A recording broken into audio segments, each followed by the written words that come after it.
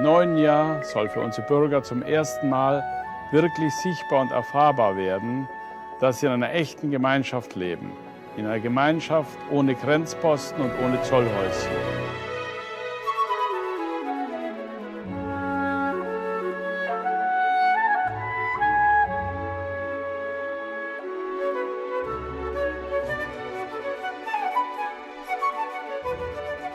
We have therefore made the assessment that COVID-19 can be characterized as a pandemic.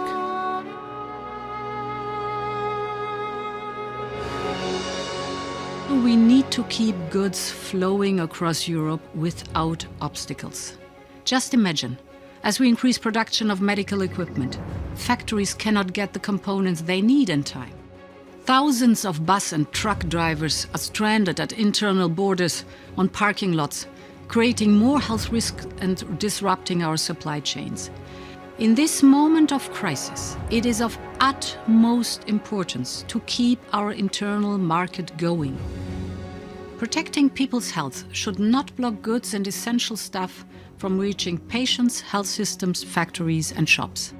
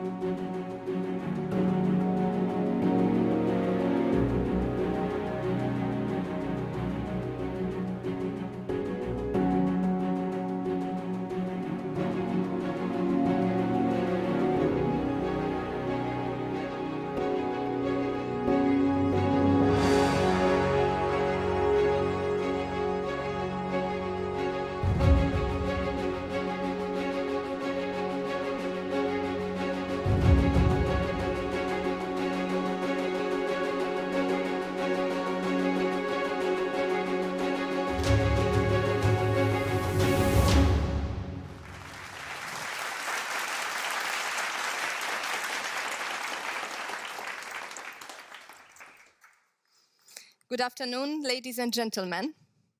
Nice story, isn't it?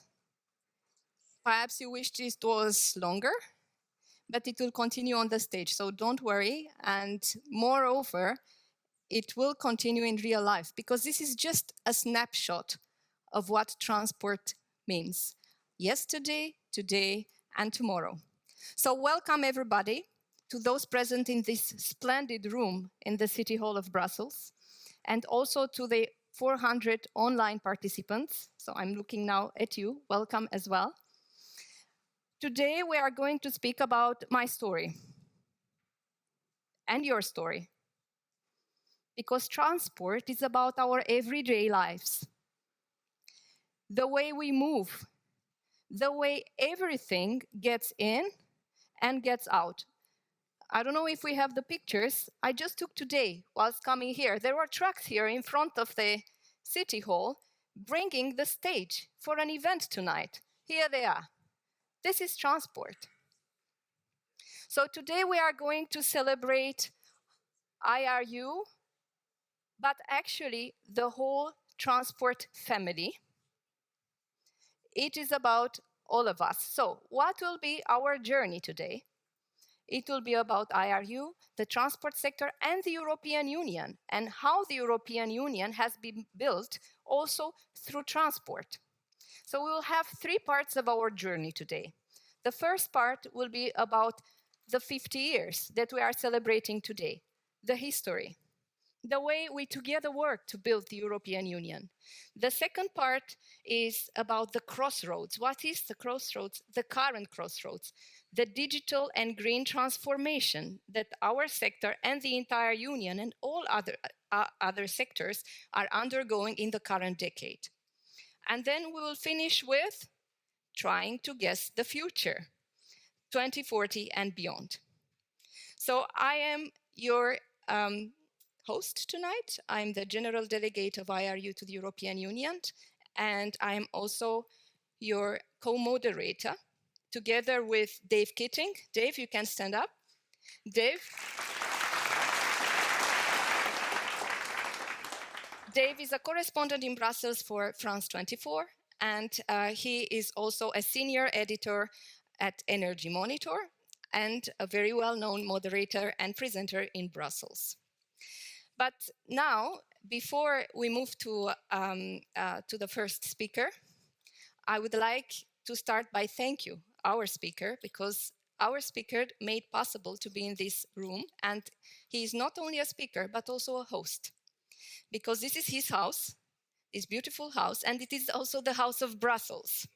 So may I invite to address to the audience Philippe Close, the Mayor of Brussels.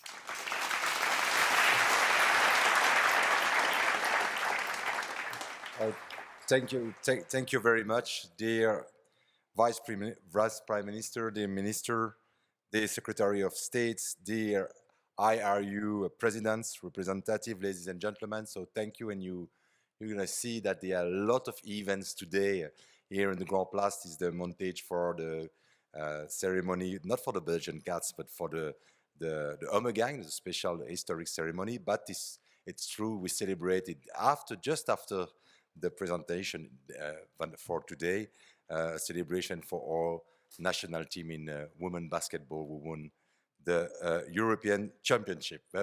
Today, yeah, we are very proud of that. We are very, very proud. Then, welcome to the Brussels City Hall for the celebration of the 50th anniversary of the representation of the International Road Transport Union in what was then known as the European Economic Community. This anniversary celebrates also the 75th anniversary of the International Road Transport Union.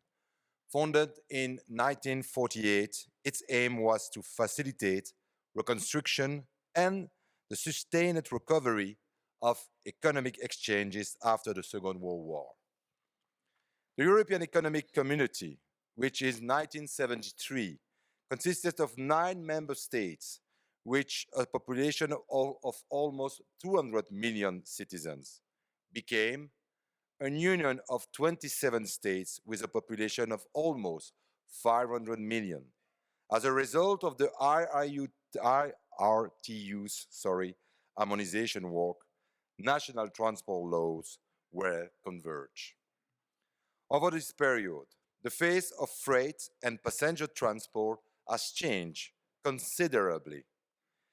In line with technical progress and economic development, the growing environmental awareness have also led to a more complementary approach to modes of transport, with competition giving way to partnership. The binding targets for reducing greenhouse gas emission require us all to take collective responsibility and will not be realized without close collaboration with stakeholders. In addition to logistic services, the three-modal terminal in Brussels at the Port of Brussels offers a door-to-door service, a service which is based on a modal transfer from rail to barge to lorry for the first and last kilometers. Reducing congestion in the city means making freight and passenger traffic more fluid. And above all, it is one of the ways of creating the 10-minute city. It offers a polycentric city where services, school, shop, hospitals, cultural and sport facilities are easily accessible regardless of the neighborhood. Rethinking transport is part of rebuilding a resilient and peaceful city. The issues of the environment, transport, and the flexible densification of the city are therefore closely interdependent. As the capital of Belgium and Europe, our cosmopolitan city has strong links both to its hinterland and to its international environment. Brussels has made transport the major issue for its development in the coming years. To illustrate, 500,000 people commute to work here every day.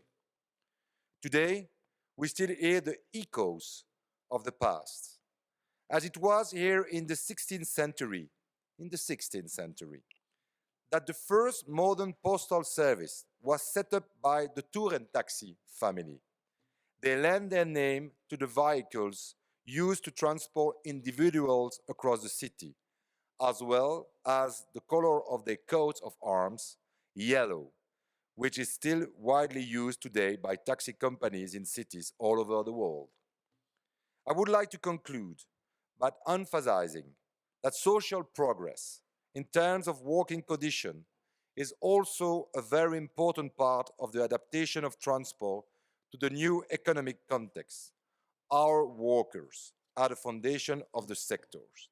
I wish the IRTU an excellent anniversary and a fruitful working section.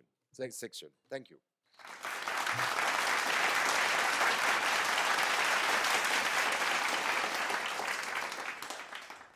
Thank you very much. And now we are talking about speakers and hosts. We have another host, quite a number of hosts tonight, a distinguished representative of the Belgian government, because Belgium is the home not only of IRU, but also of the European Union. And also a special moment because quite soon Belgium will be at the lead of the European Council. So Belgium presidency of the Council as of January 2024. So may I invite to address us an opening speech, Georges Gilkinet, the Deputy Prime Minister of Belgium and Minister of Mobility.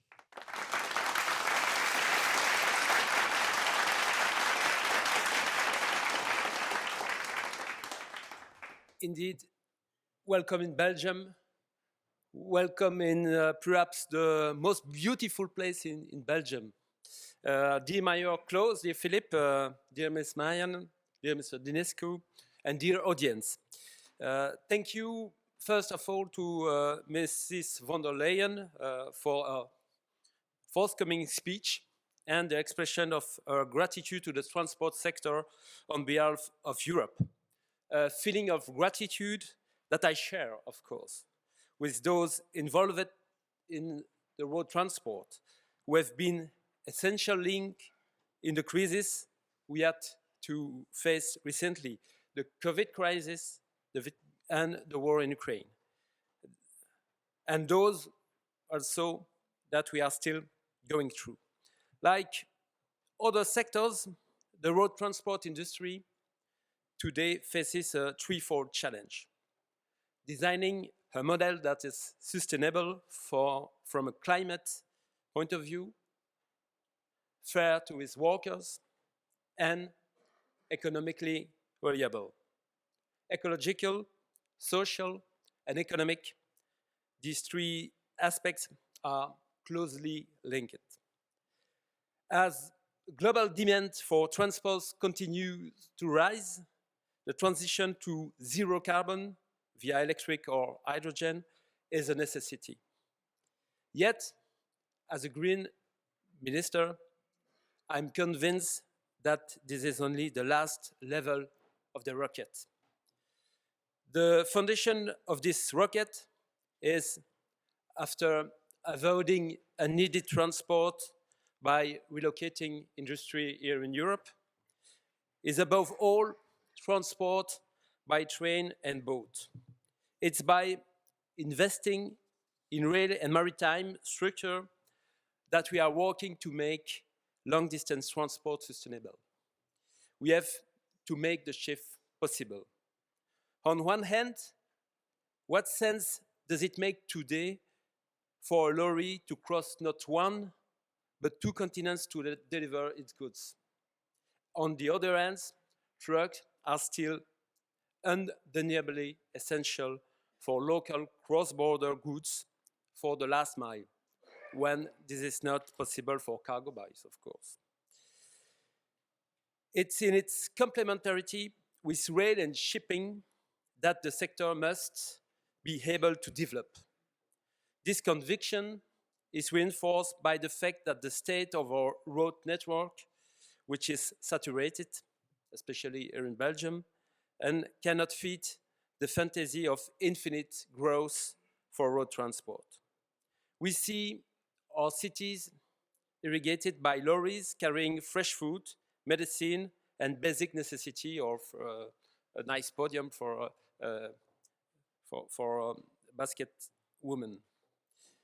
All this goes to show that truckers do essential jobs that require more and more qualifications.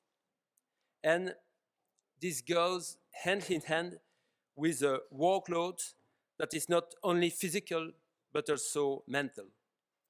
They need to do this job under decent conditions, in line with our local social standards. Stop social dumping.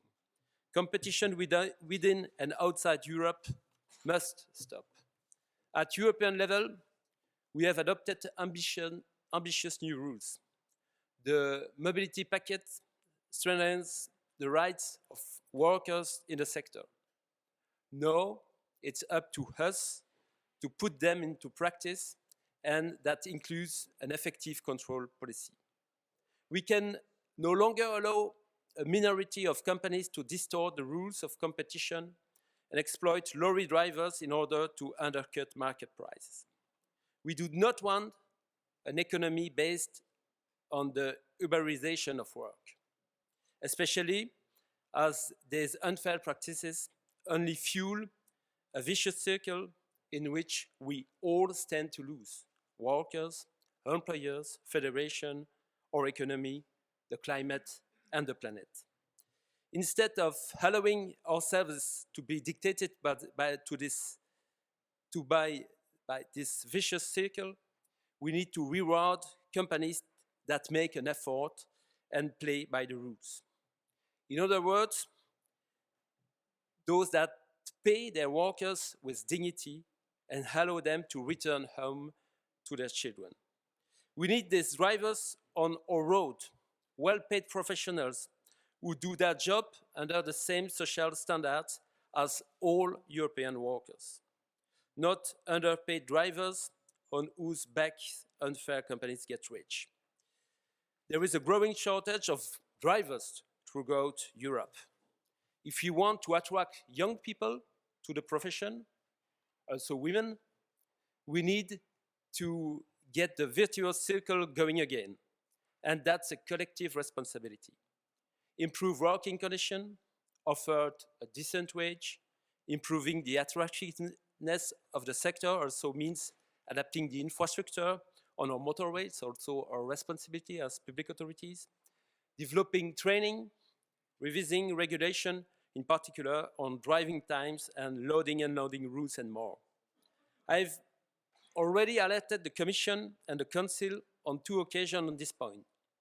And it's time for the EU to act. I intend to raise these issues with my colleagues during the Belgian presidency of the Council in 2024. On that note, I've been kindly told that I had 5 minutes to complete my speech.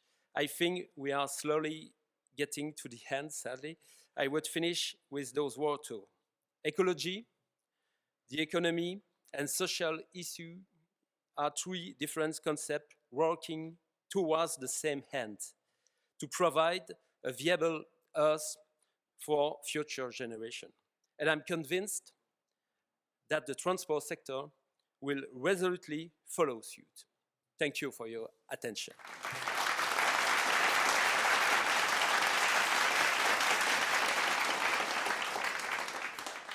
Thank you very much, Mr. Minister Gilkinet. And now I would like to invite the president of IRU, Radu Dinescu, to address the audience. Radu. Thank you. Dear Mayor, dear Minister, dear Ministers, dear partners, dear colleagues, and dear friends, good afternoon, everyone. It's a great pleasure for me to be here today with you all to celebrate this special anniversary. 50 years ago, in this city, in the heart of European Union, IRU opened a liaison office to work with the institutions of then European Economic Community, now the EU. Together we have proposed, developed, implemented, and monitored laws that make European road transport safer, more efficient, and greener. Today, IRU proudly represents 1 million companies active and operating logistic and mobility services with trucks, buses, coaches, vans, and taxi across Europe.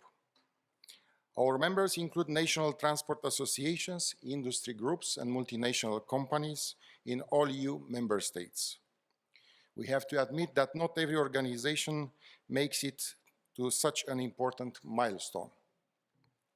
This is proof of the fundamental importance of road transport in how Europe functions, in how its economy works, and in how its people move and interact. Today, we have the opportunity to look back on our many achievements in the EU over the past 5 decades. But it is also the time to look at how we build upon the present, to leave a solid legacy for the next generations to come. Where is our industry headed over the coming decades? How do we keep advancing social inclusion, improve driver conditions, and attract new drivers to the profession? How do we reach carbon neutrality to achieve the decarbonization targets and make our transport networks greener? And how do we digitalize to make transport more efficient and attractive to the younger generation? These questions are what today's event is all about. Moreover, today is a celebration of our sector and of the European Union, which we are building together. And what better message to conclude the opening part of our event than an address from the President of European Commission, Ursula von der Leyen. I will ask our colleagues to play the President's message, and in doing so, I wish you all an excellent event as we explore the past, present, and the future of the road transport in European Union. Thank you very much. Dear Deputy Prime Minister, Ministers, Mayor of Brussels, esteemed guests, it is a pleasure to join you in commemorating the IRU's 50th anniversary in Brussels. Today we celebrate 5 decades of European integration through mobility and trade. Those were turbulent times, the end of the Iron Curtain, several rounds of enlargement of our European Union, more people, more business, more growth, more economies to integrate into our single market. Your business was the lubricant that made it all possible. And this is also the case today. The transport industry plays a crucial role in what is currently the biggest and most important challenge, our generational mission to tackle climate change. With the European Green Deal, we aspire to be the first climate-neutral continent before 2050. And the World Road Transport Organization is an indispensable partner in this journey. Transport still accounts for nearly 1/4 of the EU's greenhouse gas emissions. 2/3 of those emissions stem from road transport. And road transport also accounts for the majority of the pollution in our cities. But this is changing fast. From 2030 on, all new buses and 90% of heavy-duty vehicles will be emission-free. So we need to speed up the rollout of recharging and refueling infrastructure. We need to address current driver shortages and to invest in new skills, to operate the new sustainable fleets of the future. And for all that, the IRU is indispensable, as it is uniquely positioned to lead this transition towards net zero. I am deeply convinced that, together, we can master the challenge. After all, you're used to being on the move and finding a viable way to reach the goal. Just look at what you've achieved together these last years. When the pandemic made landfall in Europe, we sustained our logistics chains through innovative green lanes. We kept the single market running. And when Russia invaded Ukraine, our roads not only brought humanitarian relief into a country under attack, but they also brought Ukraine closer into our single market. Road transport is a true lifeline for Ukraine's economy in times of war. I want to thank you all for your commitment to European integration in these testing times, and for your determination to be a driver for the clean transition. We need your expertise and actions to create a Europe that sets new standards in sustainable mobility and competitiveness. So, happy birthday, and thank you very much.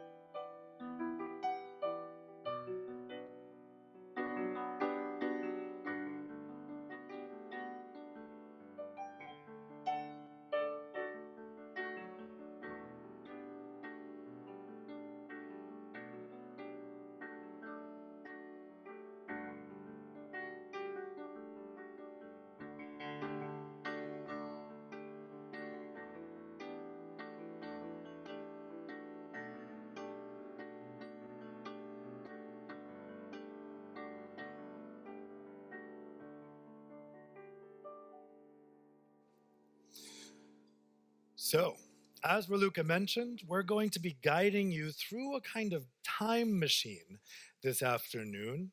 As she mentioned also, my name is Dave Keating. I'm going to be guiding us through 3 separate sections as we're looking through the history of the IRU, not just the past 50 years, but really the past 75 years since the IRU's birth.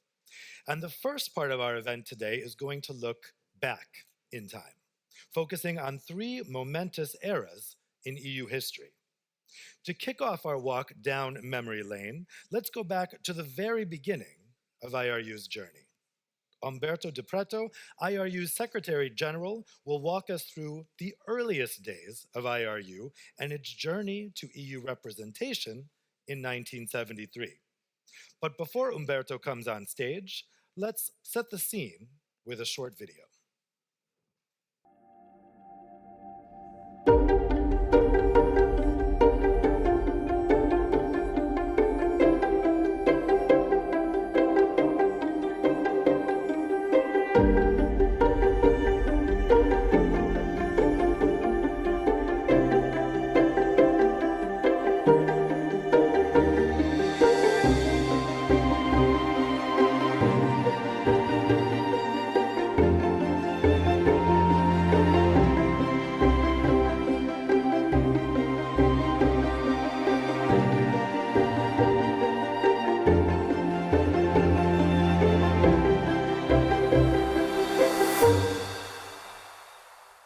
Ministers, Excellencies, ladies and gentlemen, in my very short 3 minutes that I have, I ask you to put your seatbelts on because this is going to have to be very, very fast. I have the pleasure to be able to share with you one of my favorite stories. I have some 5 top ones. 2 of them are about the birth of my sons. This one is about the birth of the IRU because it's a really cool story when you look at it. To understand the birth of the IRU, going back 75 years to 1948, you have to see what was happening in Europe the year before, and that is in 1947, the United Nations created this thing called the United Nations Economic Commission for Europe that was actually established to help rebuild war-torn Europe. Well, in 48, we had member associations or national associations from 8 countries that said, if they're going to talk about our business, we better be at the table. Otherwise, there could be some very strange policies developed that do not necessarily serve the interests of trade and the transport community. So the IRU was created, and I can say that the representatives of these 8 founding members are with us today, and you can speak to them during the breaks. Today, we're 80 members worldwide, so we've grown tenfold and continue to expand. But what we discovered working with United Nations Economic Commission for Europe and at the birth was in Europe, in particular, based in Switzerland and Geneva, any direction you go, you would hit a border.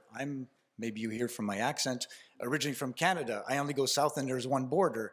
Here in Europe, you go in any direction, you're going to hit a border. And the problem we had was, how do you get goods across the border instead of waiting for hours, days, and even weeks?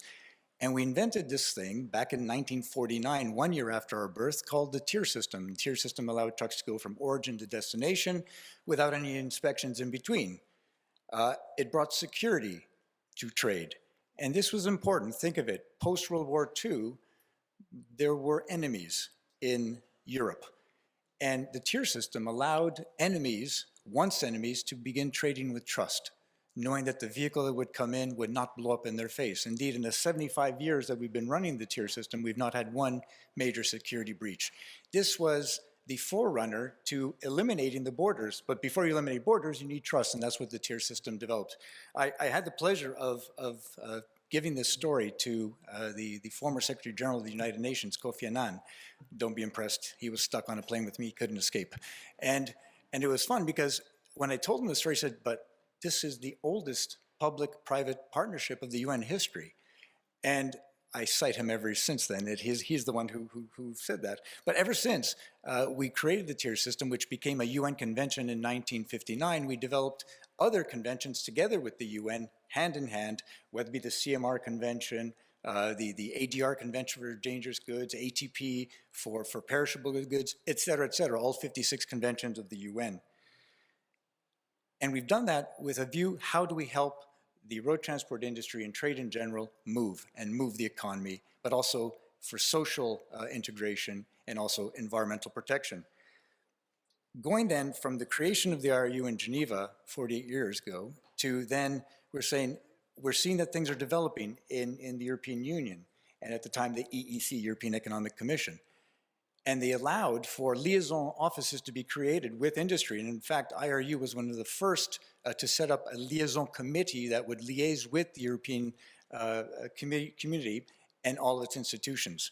What you'll hear today is what we've done in those 50 years in the past, but more importantly, we need to say, what will we be doing in the next 50 years? How will we continue to drive progress, prosperity, and ultimately peace?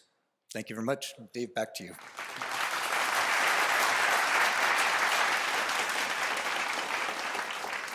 Thank you, Umberto.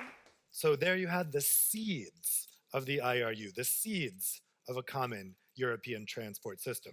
Now we're going to take a leap forward in time from 1948 to Brussels in 1973. Let's move forward to the first major era in our EU journey today. Through a series of testimonials, we're going to follow 3 milestones in EU development and transport growth. So first, we're going to explore the big jump in the creation of the common transport market and the opening of the intra-EU borders in the 70s and the 80s. We will then move to the fall of the Iron Curtain and EU expansion eastwards in the 90s and 2000s. And then we'll end our history block with testimonials about our more recent history, testimonials showing the resilience and crucial role of the sector and the IRU during the contemporary crises of COVID-19 and the war in Ukraine. So let's go back to the early 1970s for our first block. As the then European community continued to develop, the common transport market and slowly the common transport policy started developing. The European institutions needed a voice for the road transport sector on an EU level, and that voice became the IRU by opening a liaison office in Brussels. But what did all this mean for the sector? After all, borders disappeared with the creation of the Schengen area. Let's hear from a lawmaker, a transport operator, and an employee's representative about how over those 2 crucial decades, there came a radical shift on how transport, trade, and mobility functioned in Europe. So we'll first welcome Mathieu Jean-Hubert Grosch, a former member of the European Parliament from 1994 to 2014, and a prominent Belgian politician during some of these fundamental changes. Mathieu Grosch is also currently the European coordinator for the Orient-East Mediterranean Corridor. Mathieu, I welcome you to the stage.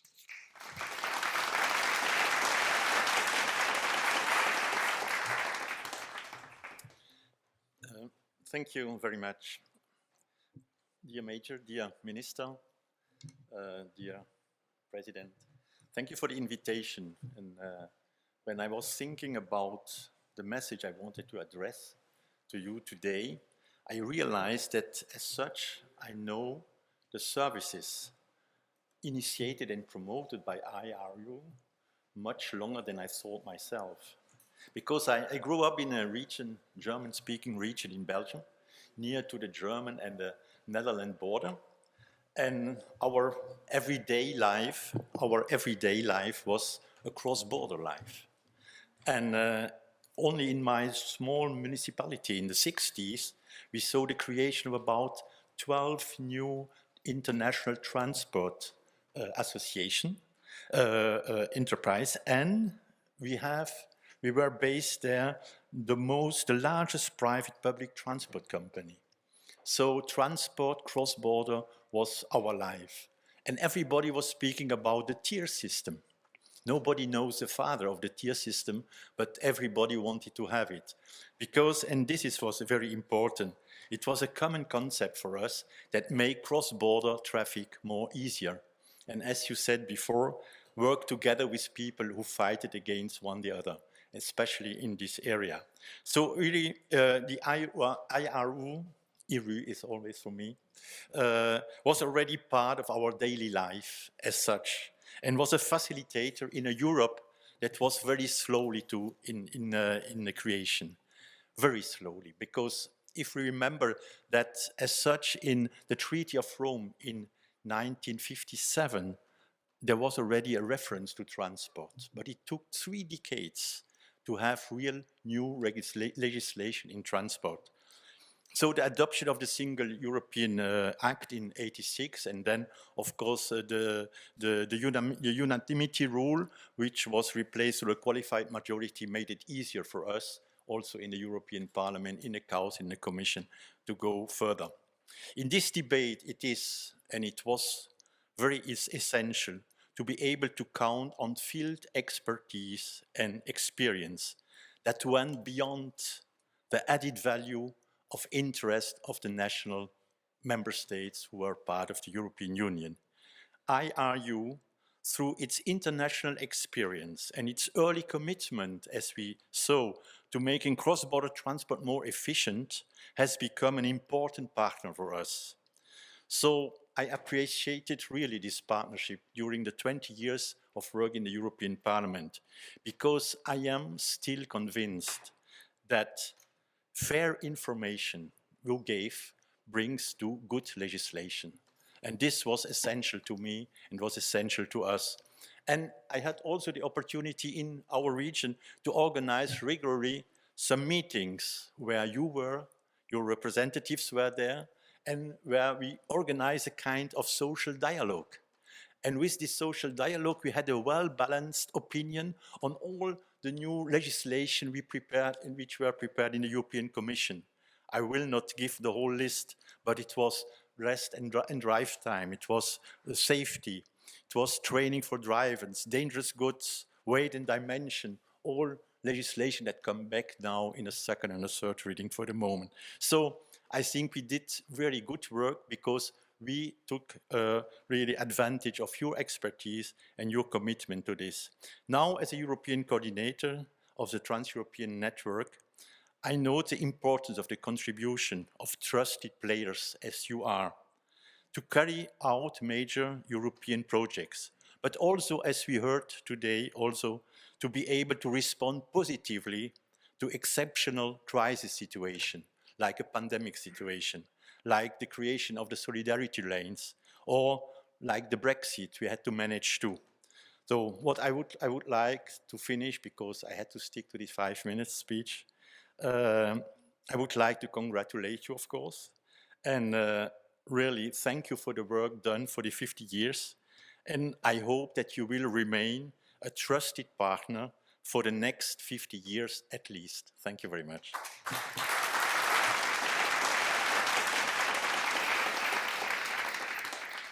Thank you very much, Mathieu. Now, let's welcome to the stage Benny Smets, CEO of Belgian transport company Ninatrans and Vice President of the Federation of Belgian Enterprises. He's also the President of IRU member FEBETRA. Ninatrans, the company run by Benny, specializes in time-critical national and international transports and was awarded the Best European Road Transport Operator in 2014. And now welcome Raluca back to the stage to interview Benny. Hi, Benny. Hello. So your company was created 60 years ago. Yes. Of course, you are very young. To be honest, it made me realize now that since I'm looking back at the creation of the IRU, I was also 9 years at that time. So thank you for the honesty. But as with many companies in the road transport business, it's a family business. So if not you personally, your family can remember, and you can tell us today, how was it back then? Well, it is a third generation. So I do remember, and let's take to 1973. I was 9 years old at that time, and I do remember seeing the trucks, living with the trucks and being amongst them. And what I also realized is I enjoyed joining drivers to their trip to Italy or France, and just as a passenger, it was a nice way to look at the world or explore the world. And what I have from memory, being 9 years old, is being in trucks who were really like tractors, very hard, noisy, and I also remember a lot of smoke coming out of them. 260 horsepower was very heavy engines. Now, compared to today, they're more than double. But it was really different from today. What I also realized is if you look at the driver profile from those days, the driver in my memory is a strong, big man with tattoos and mustache and like a cowboy. And I do remember when he left for a long journey, it was like, okay, now you're off and we'll only hear you when you're arrived. So there was no communication, no mobile phones. So he left on a journey. And also when there was a problem, he needed to fix it himself. Tires blew up or even an engine problem. He had to be a mechanic as well. And if you compare to today, this profile has completely changed. Today, it's like you have comfortable trucks. They drive like road cars. The profile also of drivers has changed a lot. You see now that everybody who has the motivation to do it is able to be a good driver for a transport company. So this is really, and also one important element which I should not forget in my memory, I remember long waiting times at the borders, because even if there were documents and it was not the cargo which was inspected, but with the borders you had to do the customs, you had to wait, and the hours waiting is still in my memory for every border you had to cross. So there are some exciting parts, but there are also some challenges. How did you overcome, or how did your company overcome these challenges? I am convinced that the European Union has been a step forward, because also before you had the protectionism of each country and they only were thinking about themselves, and also there being the European Union, it opened the market, it opened the industry, it opened also the economy. And if you talk about the economy, you also have transport needs and logistics. So therefore, it also created a necessity for road transport. And we also grew from a small company to now a company with a few hundred vehicles. So the challenges there also, which I remember, was the different paperwork in the different countries, the limitations, and therefore also I realized that all the efforts also from the IRU and the European Union to uniformize all the documents and the legislation has been a big help. And the reason I remember this is now with Brexit, which has happened a few years ago, I realized, and we forgot how evident it is today, and we now realize how complex this fact that UK has left the European Union has created again also the transport problems that we face there driving up and down to UK. Thank you very much, Benny. Welcome, thank you.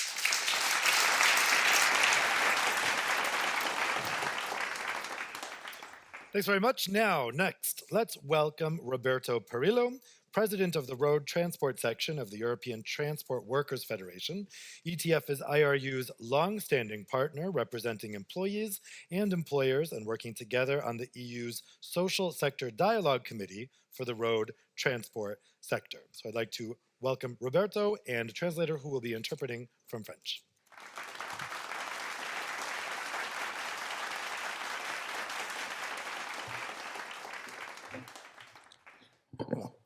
I speak in French and my colleague speak in English because j'aurais trop peur de faire trop d'erreurs. Merci. Monsieur Dinescu, président de l'IRU, Monsieur de Pretto, secrétaire général de l'IRU, chère Haluka, directrice et déléguée générale, Monsieur Gilkinet, vice-premier ministre et ministre de la Mobilité, Monsieur Close, bourgmestre de la ville de Bruxelles, Mesdames et Messieurs, en vos titres, fonctions et qualités. Nous voilà aujourd'hui réunis pour fêter les 50 ans de présence de l'IRU à Bruxelles. Je suis honoré d'être présent et remercie l'IRU pour cette invitation. La politique commune des transports et l'ouverture des frontières a rapidement mis en évidence la quasi-obligation d'ouvrir également au dialogue social entre partenaires sociaux. Même si ce dialogue social a été informel jusqu'en 2000 et a pris son envol officiellement à cette date, il est certain, et j'en suis témoin, étant présent dans celui-ci depuis 1998, que plusieurs avancées importantes au niveau européen sont le fruit du dialogue social. Certes, je représente les intérêts des travailleurs du transport et vous représentez les intérêts des entreprises du transport. Mais nous représentons ensemble le secteur du transport. Et c'est ainsi que le dialogue social doit être vu, comme une synergie. 1 + 1 = 3. Prenons un exemple concret. En 2006, le nouveau règlement sur les temps de conduite et de repos a été adopté. Il est entré en vigueur le 11 avril 2007. L'IRU et l'ETF conviennent en mars 2006 d'une liste de critères que les aires de repos, les parkings, doivent absolument respecter, que les États membres doivent absolument respecter. Ces critères varient suivant la taille et l'emplacement des aires de repos. Ils sont adressés à l'Union européenne qui est compétente dans le domaine de la sécurité routière, également aux collectivités nationales, régionales et locales des États membres, qui sont responsables du développement régional et de la mise en disposition d'infrastructures adéquates. L'IRU et l'ETF leur demandent d'aménager un nombre suffisant d'aires de repos pour les conducteurs professionnels, qui répondent aux critères définis par les partenaires sociaux. Suite à cet accord entre l'IRU et l'ETF et à notre travail de lobbying ensemble, le 12 juin 2007, le vice-président de la Commission en charge des transports, Jacques Barrot, inaugurait le premier projet pilote pour des parkings sécurisés sur le réseau transeuropéen, dans le nord de la France, à Valenciennes, l'aire de la Sentinelle. Ce projet faisait partie d'un projet de 5 parkings pilotes construits et équipés en France, Allemagne, Belgique et Royaume-Uni. À cette occasion, le vice-président de la Commission déclarait « L'Union européenne ne fait pas que réglementer le transport routier pour le rendre plus sûr et respectueux de l'environnement. Elle coopère aussi avec l'industrie et les partenaires sociaux pour réaliser sur le terrain des projets concrets qui améliorent les conditions de travail des transporteurs et la sécurité des marchandises qu'ils transportent. Ainsi, dès les mois prochains, les transporteurs commenceront à avoir sur le réseau transeuropéen une offre de parking mieux adaptée à leurs besoins. Mais l'IRU et l'ETF ne se sont pas arrêtés en si bon chemin. Le 5 juillet 2011, déclaration commune de l'IRU et de l'ETF sur les aires de stationnement plus sûres et sécurisées.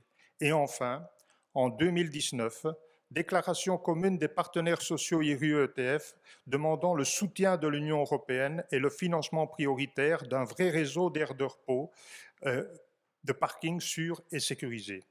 Si aujourd'hui ce dossier avance, certes toujours pas assez vite à nos yeux, c'est surtout grâce au dialogue social sectoriel européen du transport routier. J'aurais pu prendre également beaucoup d'autres exemples, mais le temps nous est compté et je vous en remercie.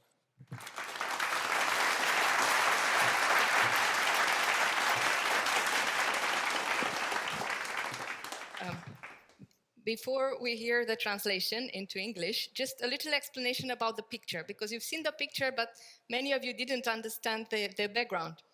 So you see here, this is Roberto and his son, he says. And one is the IRU representative, one of my predecessors, right? Yeah? Here. Or? No? Right. Here, IRU. Okay, my predecessor here. And this is Jacques Barrault. Okay, and this picture was taken at the inauguration of the first safe and secure truck parking area, which was lobbied for by the social partners, so the unions and the IRU. So it's an example of our collaboration. Now the translation. Yes, I'm not an official translator, but I'm a colleague of Roberto. Distinguished guests, we are gathered here today to celebrate 50 years of IRU presence in Brussels. I'm honored to be here and thank the IRU for this invitation. The common transport policy and the opening up of borders has made it almost obligatory to open up social dialogue between the social partners. Even though this social dialogue was informal before it officially started in 2000, it is certain, and I can personally testify to this because I have been present in it since 1998. Roberto has been present, not me. That several important advances at European level are the result of social dialogue. Of course, I represent the interests of transport workers, and you represent the interests of transport companies, but together we represent the transport sector. That's how social dialogue should be seen, as a synergy. To put it in a simple way, 1 + 1 = 3. Let's take a concrete example. In 2006, the new regulation 561 on driving and rest times was adopted. It came into force on April 11th of 2007. In March 2006, IRU and ETF agreed on a list of criteria for rest areas and parking lots in EU member states. These criteria vary according to the size and location of the rest areas. They are addressed to the European Union, which is responsible for road safety, and also to the national, regional, and local authorities in the member states, which are responsible for regional development and the provision of adequate infrastructure. IRU and ETF asked them to provide a sufficient number of rest areas for professional drivers which meet the criteria defined by the social partners. Following this agreement between the IRU and ETF and their lobby work, on the 12th of June 2007, the Vice President of the Commission in charge of transport, Jacques Barrault, inaugurated the first pilot project for secure parking facilities on the Trans-European network in Valenciennes in northern France. This project was part of a plan to build and equip 5 pilot parking lots in France, Germany, Belgium, and the UK. On this occasion, the Vice President of the Commission declared, "The European Union not only regulates road transport to make it safer and more environmentally friendly, it also cooperates with the industry and social partners to implement concrete projects in the field that improve working conditions for drivers and the safety of the goods they transport." Over the next few months, for example, drivers will begin to see parking facilities on the Trans-European network that are better adapted to their needs. But the IRU and ETF didn't stop. On the 5th of July in 2011, a joint IRU-ETF declaration on safer and more secure parking areas was made. And finally, in 2019, IRU and ETF social partners made a joint declaration calling the European Union for support and priority funding for a genuine network of safe and secure parking areas. If this issue is making headway today, although still not fast enough in our eyes, it is above all thanks to the European road transport social dialogue. Roberto could have taken other examples, but time is too short. Thank you all.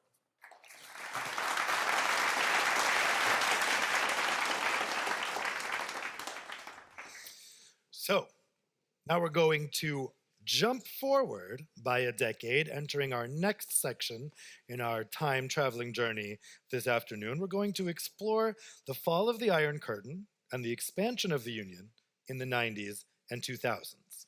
So let's welcome our next speaker, Boguslaw Liberadzki, who is a member of the European Parliament for more than 20 years, where he represented Poland as part of the Progressive Alliance of Socialists and Democrats. He was a vice president of the Parliament and currently sits on 2 committees, including the Transport and Tourism Committee. And before that, he was Poland's Minister for Transport for 8 years in the 1990s. Boguslaw?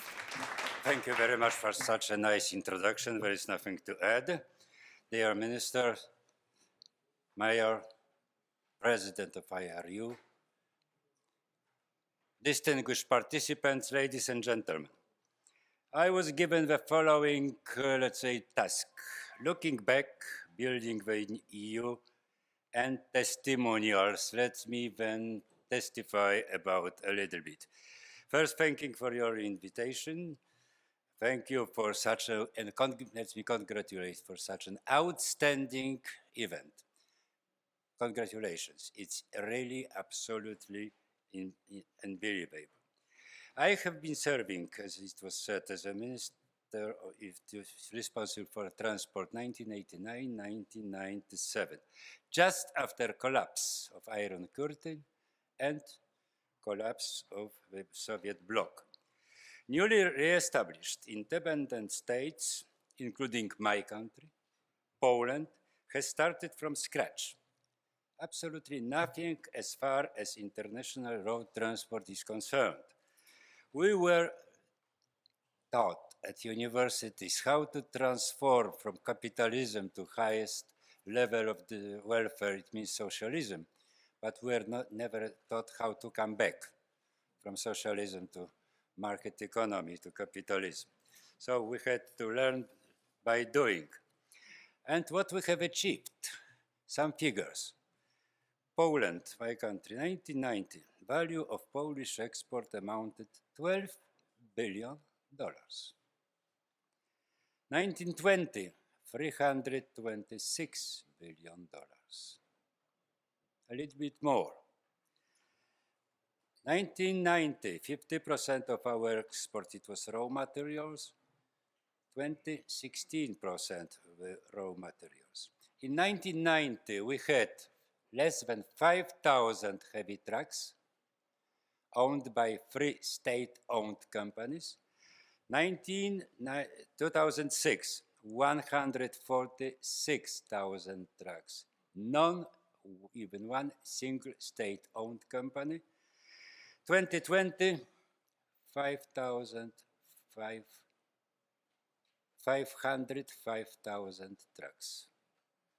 So it's nothing to compare. You can see how it has been developed. Value of export of our trucking industry, transport industry, last year was $16.6 billion. Total export of Poland, let me remind, 1990, $12 billion. So, incredible success, incredible growth. We made, I do believe, the European Union bigger and more prosperous. The same story concerns whatever you take, Romania, Bulgaria, Baltic states, Hungary, Slovak, Czechs, and so on. Truckers contributed economic growth and European economy. Our objective in our transport policy was increase of our competitiveness, our European competitiveness. It happened. Increase of welfare of citizens. It happened. Generating new jobs. It happened. Hundreds of thousands of new jobs and also shortage of labor. Trucks made Europe, I may say, more available, more accessible in time, in space, and in businesses. Truckers made Europe more integrated and coherent. Truckers made also possible new dimension for location of production, logistic model, and industrial cooperation. Truckers care about climate and environment. Truckers care about the truck producers because truckers have their requirements. Truckers support and benefit from intelligent transport systems application, and also it was mentioned by my predecessor, social packages. We truckers, we are taxpayers, not subsidy takers. I can assure that even no one single penny was subsidized to the truckers industry in Poland. There's a good reason on anniversary to congratulate industry truckers, to congratulate IRU, because you are really a leading organization. Everybody in Poland is proud being member of IRU. I may tell you even more. In such a popular wording in Polish, nobody says heavy truck. Everybody says tir. Means one vehicle is tir. So take a look how it is important. So first 75 years, it means good starting point, very high level of our flying. The second 75 years, it will be even higher. Let me conclude. My conclusion has two versions. Version first, without trucks, Europe collapses. Or maybe a little bit softer. Without trucks, Europe cracks. Thank you for the invitation, for attention.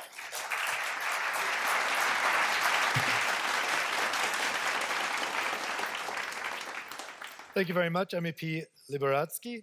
I think you can hear there, you had the preparation during that first period we were talking about, and then all of a sudden, we had to apply what had already been put in place in a smaller EU to a larger EU, an EU that had had its borders dramatically expanded.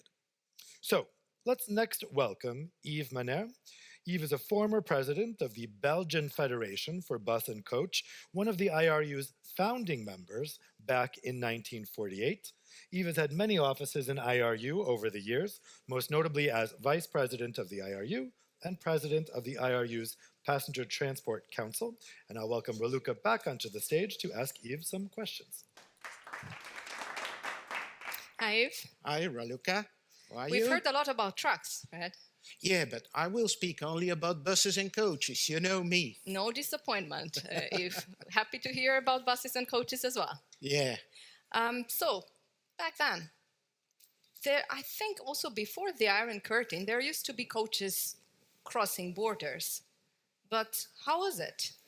Well, first of all, allow me to, of course, congratulate you and IRU with this birthday. Thank you.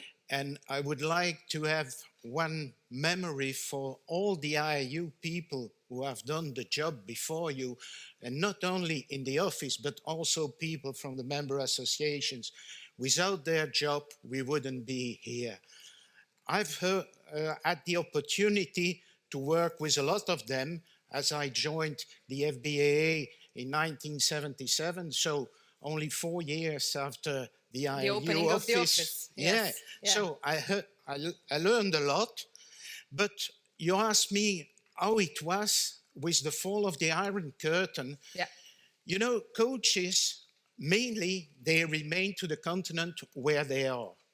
So that meant that the fall of the Iron Curtain, and also I would take the enlargement of the EU to the 10 new member states, that meant that the activity field of the coaches suddenly doubled. And it was even more than that, because it was not only the Western European people and coaches who could rediscover cities such as Prague or Krakow, but you had also a huge movement in the other direction, with the Eastern European people who could come at least to Paris, to Brussels, and so on. I would say it was not only a question of tourism, there was also a boost in international scheduled services. Because we may not forget that at that moment, low-cost airlines were not known at the extent we know today. And especially when the borders opened for the workers, we saw a lot of them coming to Western European countries aboard our coaches. But of course, it was not always easy, because there were many hurdles to be overcome. I remember one example, Belgian coaches going to Prague, and a lot of them being stopped at the Czech border. Do you know why? Because aboard there were always one or many passengers that had forgotten in the early days they needed a passport to get there, indeed. Yes. And how did the sector overcome? What was the role of the federations? Because beforehand it was mainly trucks, but in the 70s, gradually we have become also the voice of passenger transport. So what was the role of IRU and federations in overcoming these problems? Well, I would say that it was a complete new world. There was one main word, 10, and it's still the same today, and it's trust. Why? Because we suddenly had new colleagues who came to us, people who had grown up in a complete different culture. We had to know each other, and we had to work together towards a green, safe, and comfortable passenger transport throughout the member states. It was not easy because we needed for those people to learn them what was the acquis communautaire, as is so well said, and the IRU understood in the early days that they needed to do an effort towards that direction. And they had to learn those people, to tell them what it was all about, and also we had to trust those new people. What was the solution? The IRU was aware of that, and they decided to hire someone coming from one of the member states. His task in the beginning was not easy, especially as he was coming from the East, and some of the Western European associations looked at him more or less like, I will say, like a KGB guy. But the guy, he did a hell of a good job, because I won't tell his name, but people in this room will understand who I'm talking about, because he is still working for IRU. And all this because he managed to gain the trust of everybody. Very powerful example. Thank you very much, Yves. Thank you, Raluca.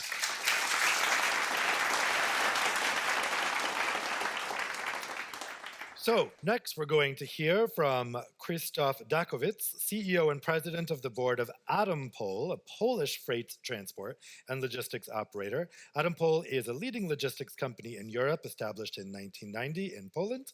It specializes in transporting passenger cars, delivery vans, and semi-trucks, as well as general cargo across Europe and Asia, with customs, warehousing, and terminal services. And Raluca will be asking him questions again. Hi, Krzysztof. Hi. Good afternoon, everybody. So your company was set up in 1990. Was it a coincidence? I think no. But before I answer this question, maybe I will introduce myself. My name is Krzysztof Dakowicz. I am CEO of ADAMPOL, and I have been working for this company since '96. So I was not at the time of 1990 in the company, but I know the legend because I have closely worked with Mr. Adam Boguslaw, who was the founder of this company, or who is the founder of this company. Still also the advisor of the management board of ADAMPOL, active in the daily operations of our company. And coming back to your question, of course, the year 1990, after the peaceful transition, and I would like to underline the word peaceful transition, because when we see today the situation in the East, it was not so clear, or it's not so clear. After the peaceful transition from the communist regime to the market economy, was possible to set up the company in Poland. And Mr. Adam's dream was to create the bridge between Western Europe and Eastern Europe, and bringing the cars from the West to the East by car transporters. You can see almost the first one, car transporters. And the main business, or the core business at the time, was the was the road transport, and the tier conversion played a very significant role for us, because for the transportation of cars we used this Carnet tier, and it was really good collaboration between ADAMPOL and ZMPD, the member of IRU, and without this collaboration it would not happen, yes? It's difficult to imagine nowadays, but also Mr. Liberadzki was saying, right? So 3 companies in Poland all state-owned. So now it's quite difficult to imagine how it was back then. But maybe just a short interruption. Sure. I don't remember exactly from the legend, but I think we were the number 421 registered in ZMPD.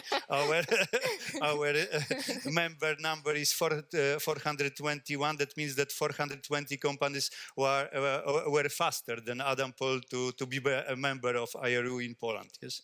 Yes. But we heard about, you told us about a lot of good things which happened, also the opening of the Schengen, the inclusion of Poland to Schengen, which came a little bit later than the 1990s. But what were the challenges? There must have been challenges too, right? Yes, for sure. In the 90s, the challenges, but I don't want to say the same or to answer the same answers as the previous speaker about the Western Europe companies. At the time, we had to wait on the borders.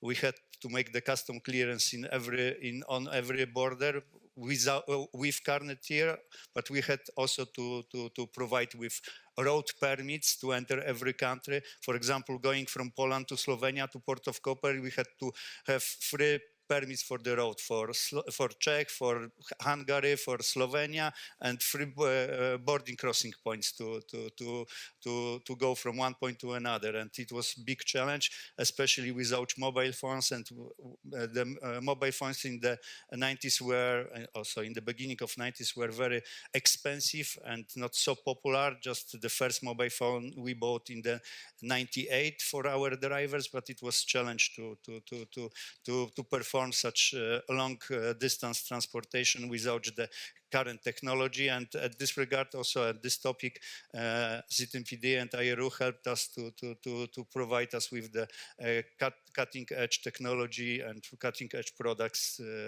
It was also important for us. And of course, the joining European Union, it was the game changer for us, because and also Schengen zone, because we couldn't enter every country without border controls. For the European transport, we don't need any road permits anymore, and it was much easier, much smoother. And together with the development of the technology, electronic maps, digital maps, and GPS system, everything changed to the success of ADAMPOL. And to sum up, without the collaboration with ZMPD and without joining European Union, ADAMPOL would have not been so successful as it is today. Yes. For those who don't know, ZMPD is IRU's member from Poland, the Federation of Polish transport companies. Okay. Thank you very much, Christoph.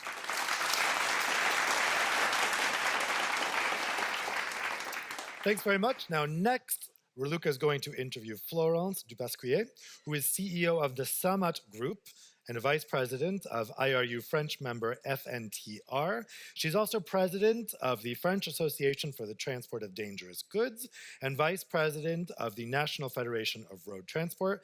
Family-owned SAMAT was created in 1979 and is now recognized as the European leader in the transport of sensitive products, with more than 2,600 employees spread over 10 countries in Europe. So Florence and Raluca. Thank you. So Florence, we are still in the 1990s. Yes. But now we are moving from we are moving from the even not born, but okay, I'll try. Yeah. But as with Benny, yeah. Right? So it's a family-owned business, yeah. And you have all the memories of your family and your companies coming along. So now we are moving, as I said, from the east to the west. So we heard from Christoph what the fall of the Iron Curtain and the enlargement meant from a company in Poland.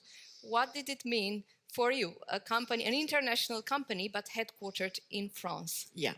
So SAMAT Group, yes, is a family-owned company. It was created by my father in 1979, so 6 years after IRU. We are specialized in the sensitive and hazardous goods transportation.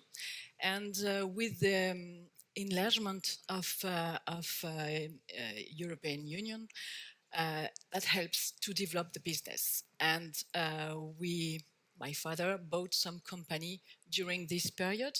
So we started with Spain, Portugal, and UK, and then I keep on the job since he passed away in 2002. So I am in charge of the company since more than 20 years now. And so we are now present all over Europe, from the south, Portugal and Spain, to the north, with Finland, Sweden, Norway.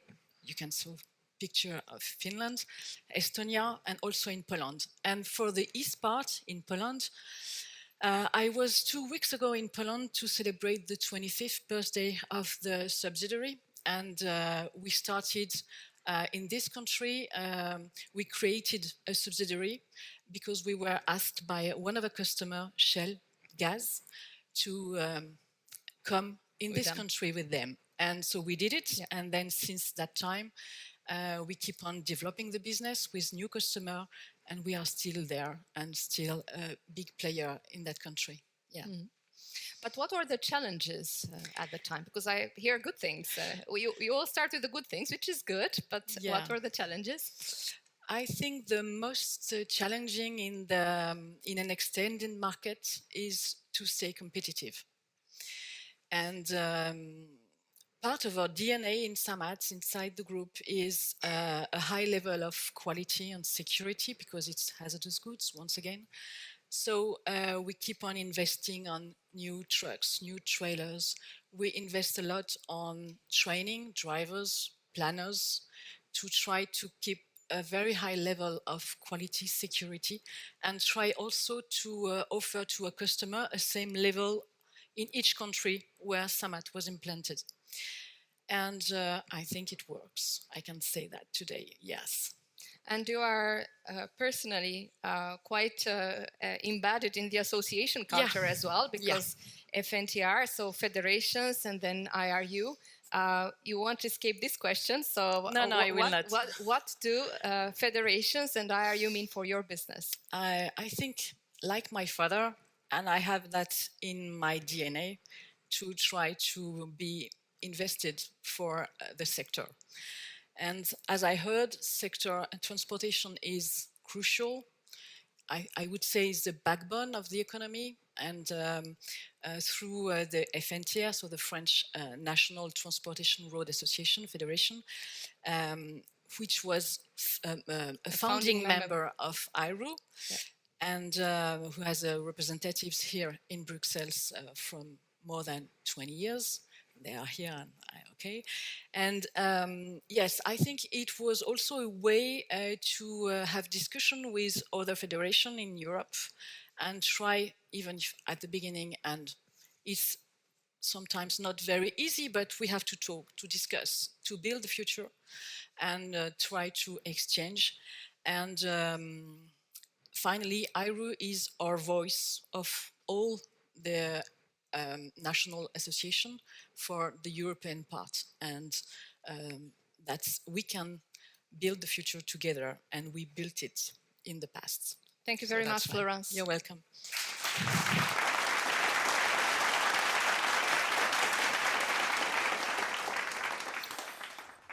So far we've been hearing about times past. We've been saying our memories of those times, what our connection to were those times, but sometimes we either didn't live through those times or they're distant memories.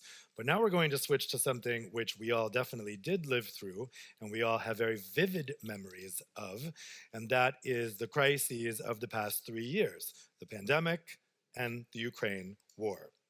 These have been extraordinary times for both the EU as a whole and the road transport sector, to be hit with these double whammies, 2 in a row. So in honor of their extraordinary effort, the IRU recently awarded the Grand Prix d'Honneur to the world's professional drivers for their bravery, courage, and resilience in driving throughout the pandemic and supporting rescue and humanitarian efforts in and around Ukraine.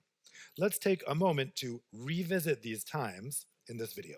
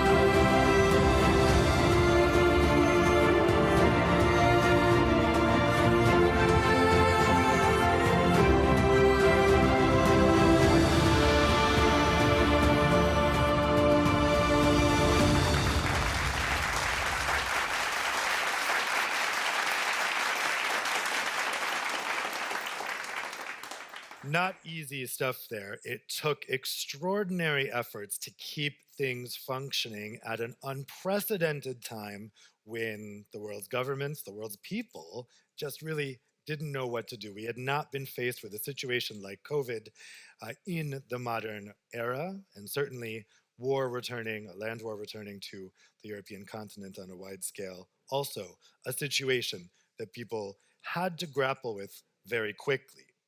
So now that we've seen in images some of these extraordinary acts of bravery, let's hear some testimonials from transport companies who went through these difficult times with resilience and success.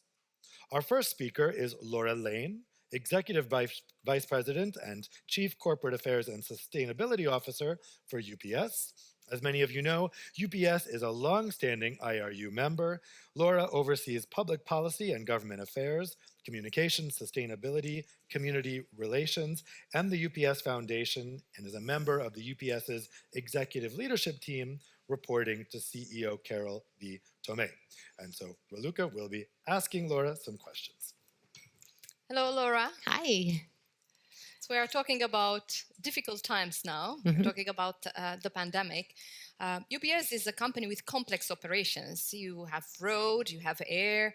What did the beginning of the pandemic, that really first phase, what did it mean for your operations? For our operations, it meant everything, because our goal was to try to deliver hope.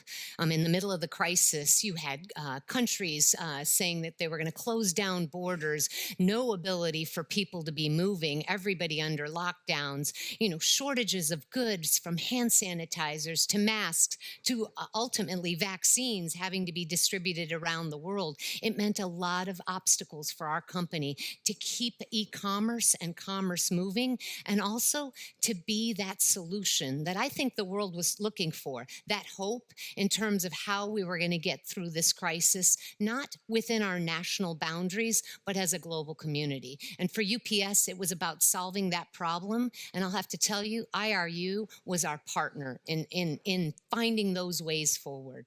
So that's exactly, if you can elaborate a little bit more. So how did you solve it? What brought light? Well, I mean, we heard Roberto say it isn't just about the trucks, but the courageous drivers that were moving goods, or the courageous pilots that were in our aircraft helping to keep things moving. We had to figure out ways to convince countries that it was better not to close down their borders. It was important to designate transport companies and our people who moved those different vehicles around the world, having them have the ability to cross those borders, not have to be subject to incredibly onerous testing requirements and all kinds of additional papers. When I think about the partnership that we had with IRU, it was about taking that tier system and creating a new elaborate system built on even more trust, so that people who were fearful of what the virus could mean if it crossed borders understood the vital role that transport and the transport companies could play in finding the solution to the other side of the crisis.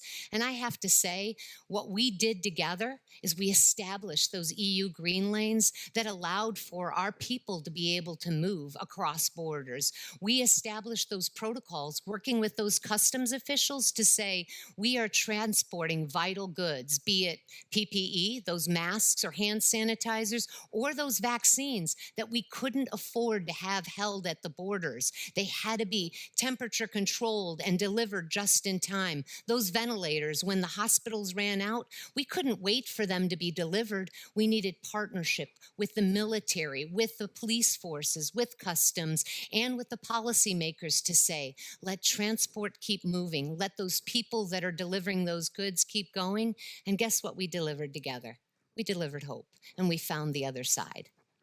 That's a very good conclusion, I would say, to this. And interestingly enough, we will have also the representative of the European Commission, who personally also helped the sector quite a lot. I'm not telling her name yet. You will hear from her soon. Any more details about the vaccines? So the vaccines were a really exciting project. You saved the world. So what about that? We did it together, right? Yes. We were a part of Operation Warp Speed, which was an initiative to try to develop the vaccines faster than anybody could imagine.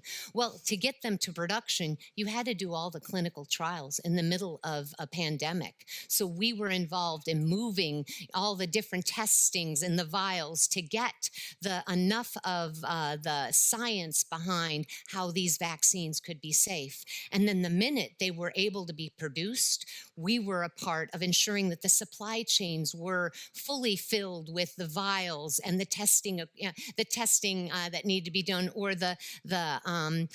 all the medical instruments that needed to be in to inject those vaccines. We were involved in all of that so that we could ensure that not just vaccines stayed from wherever they were being manufactured, but they could get to everywhere around the world. And what I'm proudest of is our company got the opportunity to play a part in that effort. We delivered over 1.5 billion vaccines to 110 countries around the world, and not just here in Europe, but countries like Cameroon, Malawi, the farthest flung places, because we knew that until everyone was safe, we would not get past this pandemic. And we were there to be able to deliver those vaccines. Thank you. Transport right at the middle of it all. Yes. So, thank you so much, Laura. Thank you.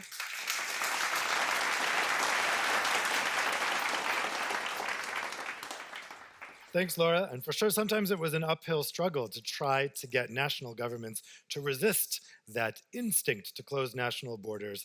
It took a lot of convincing by the IRU. It took a lot of convincing by the Commission, as we saw before in that video clip from Ursula von der Leyen from the time, where she's really pleading with governments not to close borders. So next we're going to hear from Jos Salas. He's an associate partner at Sales-Lentz and vice president of FLEAA in Luxembourg. Now, since 1993, Jos has been a shareholder in Sales-Lentz Group, a family-run company based in Luxembourg, which is active in various sectors, including transport, mobility, and tourism, with a team of over 1,400 employees. And Raluca will again be asking some questions. Hi, Jos. Your company is active in the full range of people's mobility. But when we think of the beginning of the pandemic, the beginning of the pandemic brought different things to the various types of mobility of people. So how was it for your urban transport segment? So yes, of course, it was a period of uncertainty. And it was the major word we can use for this period because it was uncertainty for the authorities on what public transport will be delivered. It was uncertainty for the planning guys who said, okay, on what level, how many drivers do we have? Who are the drivers who are prepared to jump in and to, at certain moments, say, I take the risk and we will deliver. What about the coach business then? We know it has been severely hit, but how was it for you? For the coach industry in Europe, I would say the beginning of the pandemic was an economical disaster. So activities were at zero, and so a number of investments have been done. For our group, for instance, at the very day when it was declared that no one can be on the road with coaches, we had been delivered a number of new vehicles. And so it was really a lot of question marks that had been put. And at that time, it was not only for the coach industry, let's say tourism part, but also for the regular lines. And so it was really a period where we said there were ups and downs afterwards. Some countries opened the borders again. Can we make these trips or not? And we have to be flexible. Here on this picture you see we converted coaches into classrooms because there was a lack of classrooms in Luxembourg. That's quite creative, converting a coach into a classroom. We had to get somewhere to make business, to get the coaches paid, and so there were a lack of classes because the classes had been put smaller, and so we converted them and rented them to municipalities. And I know your company has also been involved in transport of refugees from Ukraine. Perhaps you can share with us this experience too. The third part was, here you can see where our Prime Minister is being at a vaccination bus that we also converted at that period. What the war concerns, of course, I would say the major part was that it was the humanitarian approach. So as a company, we said, okay, we had been contacted by Ukrainians living in Central Europe, and we had a number of coaches going there. And it was tremendous to see the drivers were volunteers to go there. They didn't want to have a salary to do this. And it was also in the company where people get involved in this. And when these people from Ukraine came to Luxembourg back, they're getting help from staff from our company. So it was really a huge challenge for us. Logistics, as you can see, it was not only the people and what coaches are going there because they're not coming just with one luggage, but it was a nice sign to see on how solidarity can be lived. You told me that that was a nice story, so if you allow me, I can tell it. Some of these refugees that were transported were integrated and found a job in your company. Yes, exactly. And so this is also a nice story about this because, of course, it's about people and then you get to know them. And there were quite a number of interactions. And for us, it was a pleasure. And then still today, there is this atmosphere of helping, which is in the DNA of our company. And some of these people indeed are working for us today. Thank you very much, Jos. Thank you.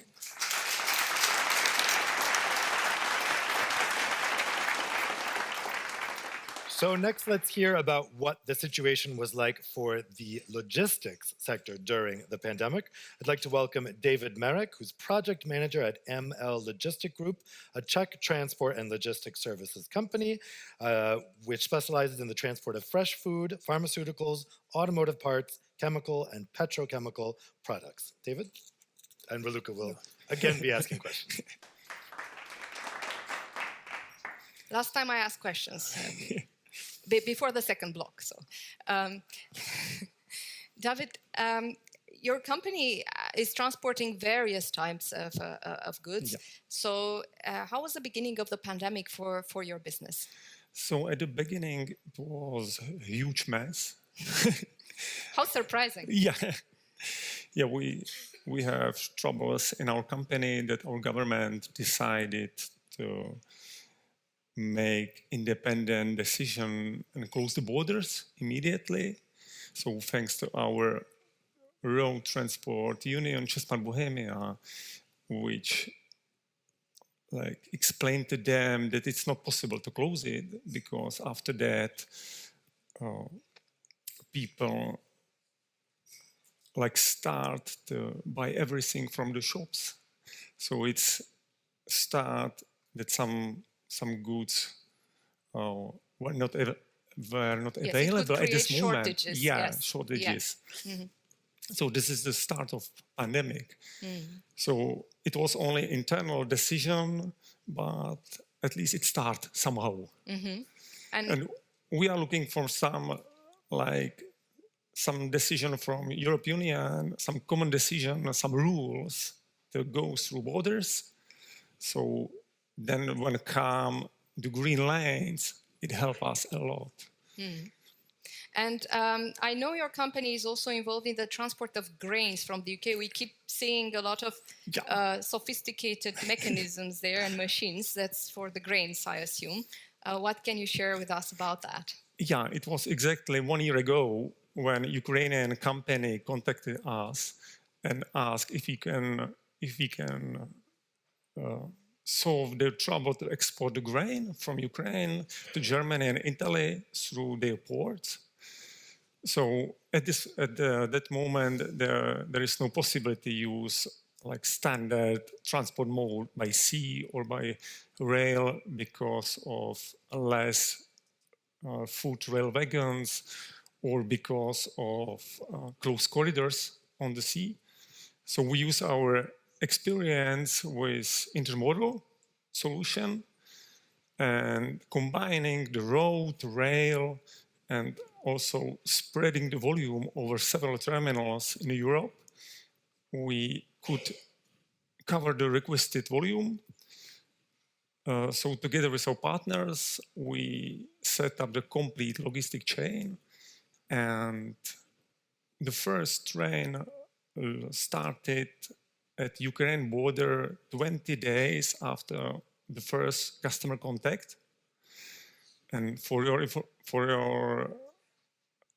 information, one train means 1,200 tons of grain.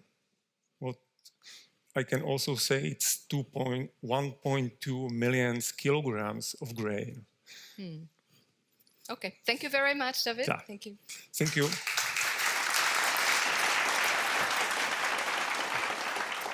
And now, I'd like to welcome our final speaker who's going to reflect on these past 3 years, Elisabeth Werner, who is Deputy Secretary General for Policy Coordination at the European Commission. As Raluca mentioned earlier, she was really in the heart of these discussions when all of this was going on. She's an Austrian national and was previously Director for Land Transport at DG Move, a role which of course brought her into close contact with the IRU and the commercial road transport sector, especially during the COVID-19 pandemic. Elisabeth, the floor is yours.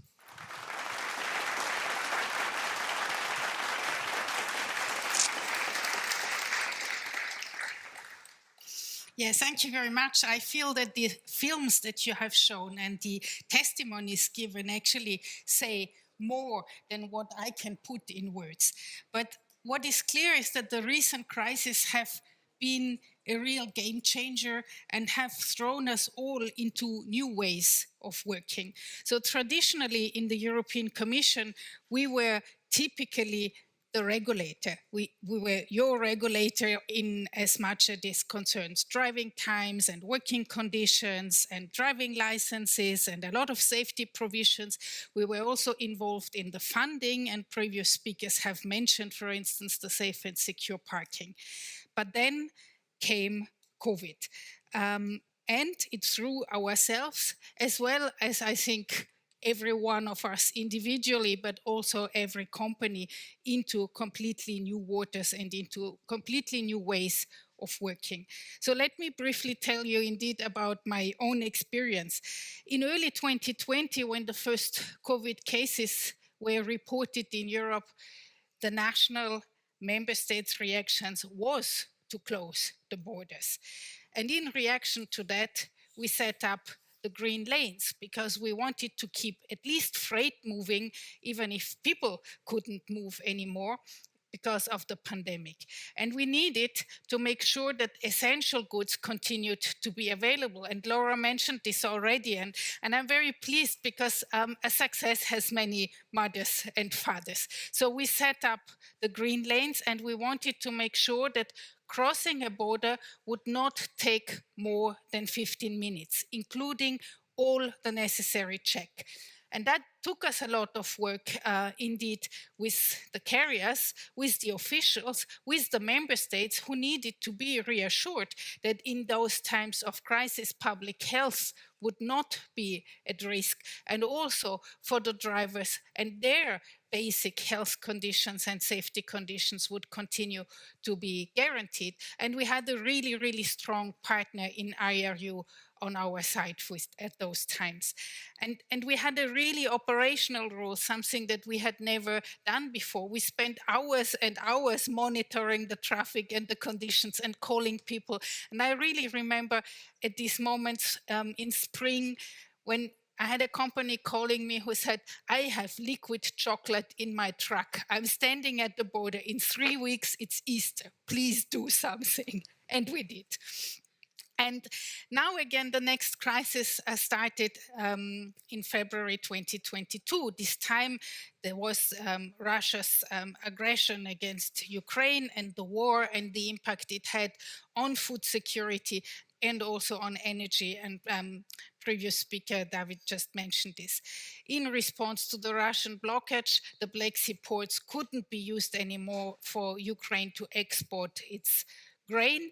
And again, building on this previous experience, we set up what we now call the solidarity lanes to provide an alternative route to help Ukraine export its agricultural produce to the world market, but not only, also for them to import essential goods.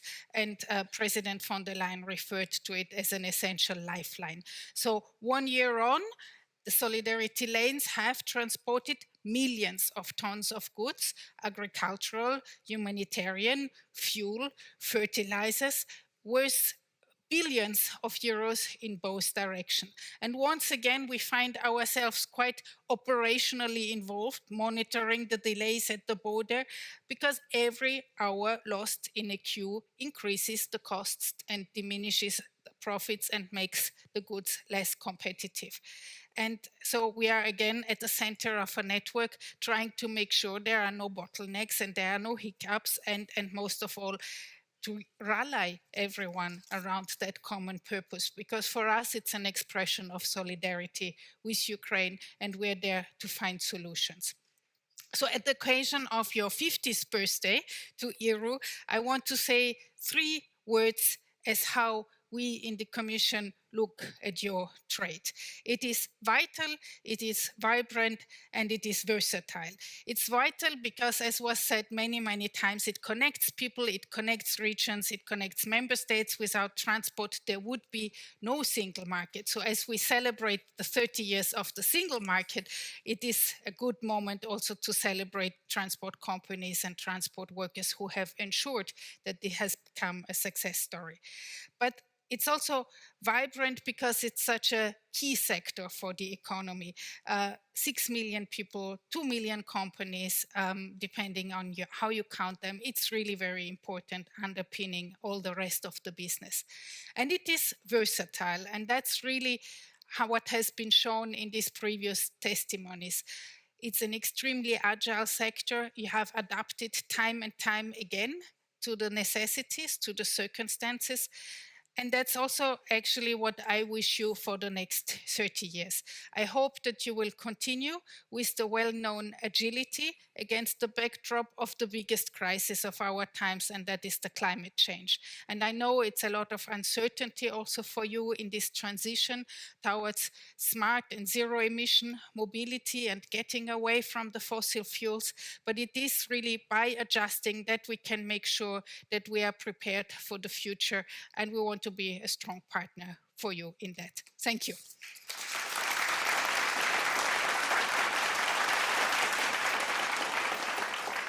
Thank you very much, Elizabeth, and thank you to all of our speakers in this first part of the program who have taken us through this time-traveling journey from 1948 to today in the present in 2023. That brings us to right here, right now, where we are. What is in your immediate future is a coffee break just outside. We're going to take a coffee break now that's going to last until 4:10, and then we're going to be back here in the room, back here at 4:10 for the next session, which will be looking at the present situation for road transport in Europe. So we'll see you back here shortly. Enjoy the coffee break.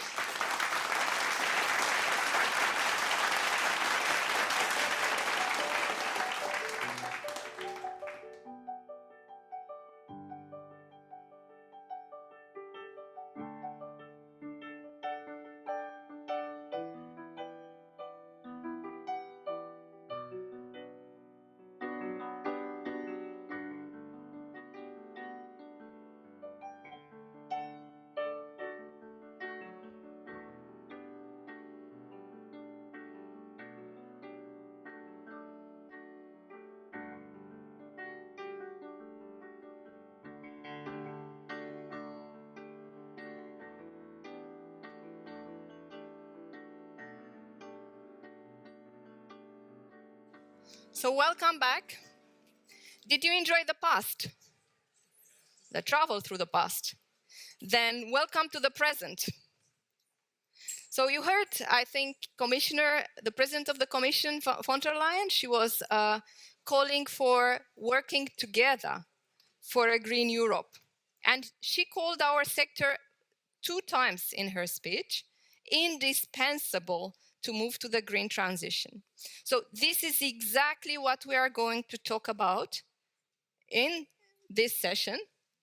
And we'll talk about together with representatives of governments, of transport operators, energy company, and with you. So before we actually go to the panel, there is an important detail which perhaps some of you noticed in the title of this session or not, which is not only about green, it's also digital. And it's important to also speak about digital because decarbonization and digitalization often come together, and digitalization is all about transport efficiency. But I don't want to anticipate more because we'll also have some questions for you, the audience. So before inviting the panel members on the stage, I would like first to invite you to watch a message which was sent to us, and unfortunately he apologizes, but he can't be here today, by David Lucas Paron. David Lucas Paron is the Secretary of State for Transport, Mobility and Urban Agenda in the Spanish Ministry of Transport. As many of you know, Spain will take over the presidency of the Council in a few days from now on. Unfortunately, there were some urgent matters which held David Lucas, and he couldn't join.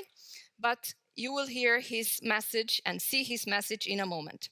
Can we play the video, please?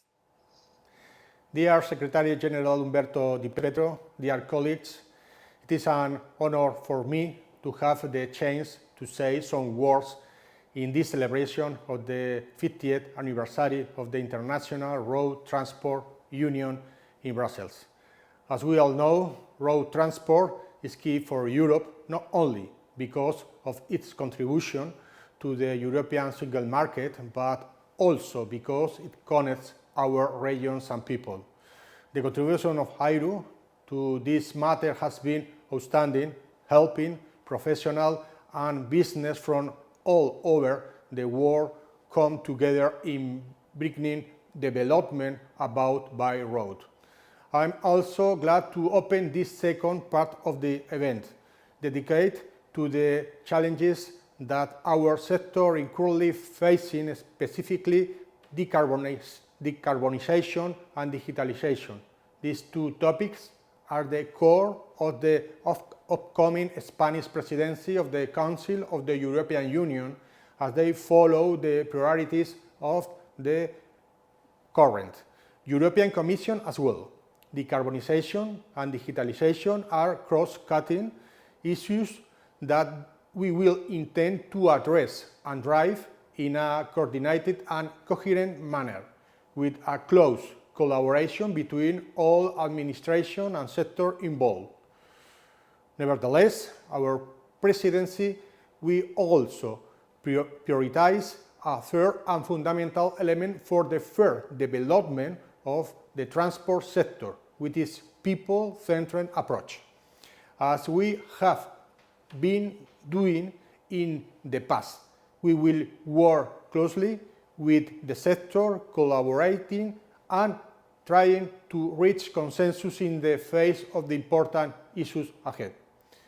As IRU and everyone here now, there is a lack of professionals in our sector, which is a great challenge. We think it is necessary to make the sector appealing for young people so that they get involved in it, and we are going to bring this topic to the informal meeting of transport ministers in Barcelona next September, in the hope that we can help to find common solutions. Decarbonization and digitalization, as I mentioned, are also a driving force of the initiative that the Council of Transport, within its competencies is going to release under the Spanish presidency. This is the case of the green transport package that we will present the next 11th of July, which aims at a more sustainable transport model and which contains two initiatives directly affecting the road transport sector: the review of the directive of weights and measures and the review of the directive of combined transport.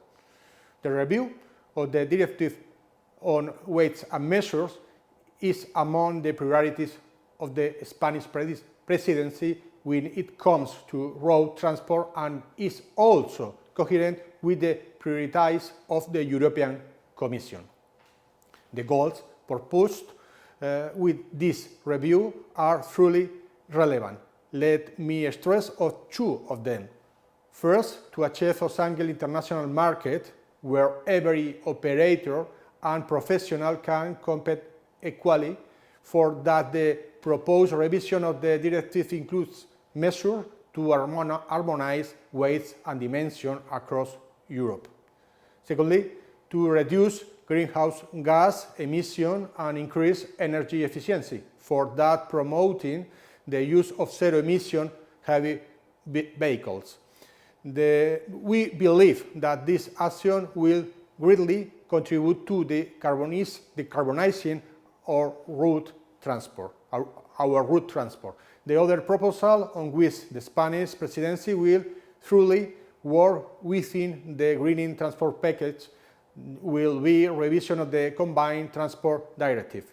We are fully aware that it's not an easy matter, but Spain firmly supports transport intermodality as means of collaboration and efficiency between all three modes of transport: road, maritime, and rail.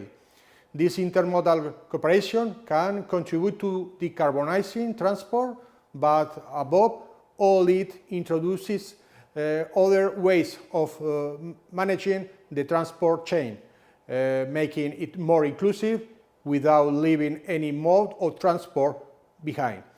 Therefore, the Spanish presidency is determined to work towards making progress in this area.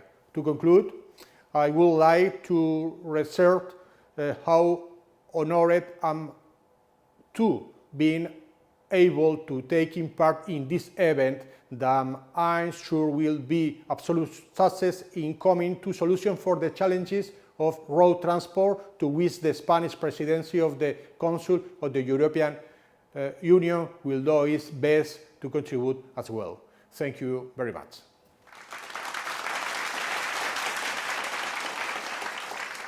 Now that we heard the message of the government from Spain, the upcoming presidency, we are moving from the south of Europe to the east and north of Europe. And I would like to invite with us here to address to the audience the Minister of Transport of Lithuania, who made us the honor to be today with us, Marius Kodas. Marius.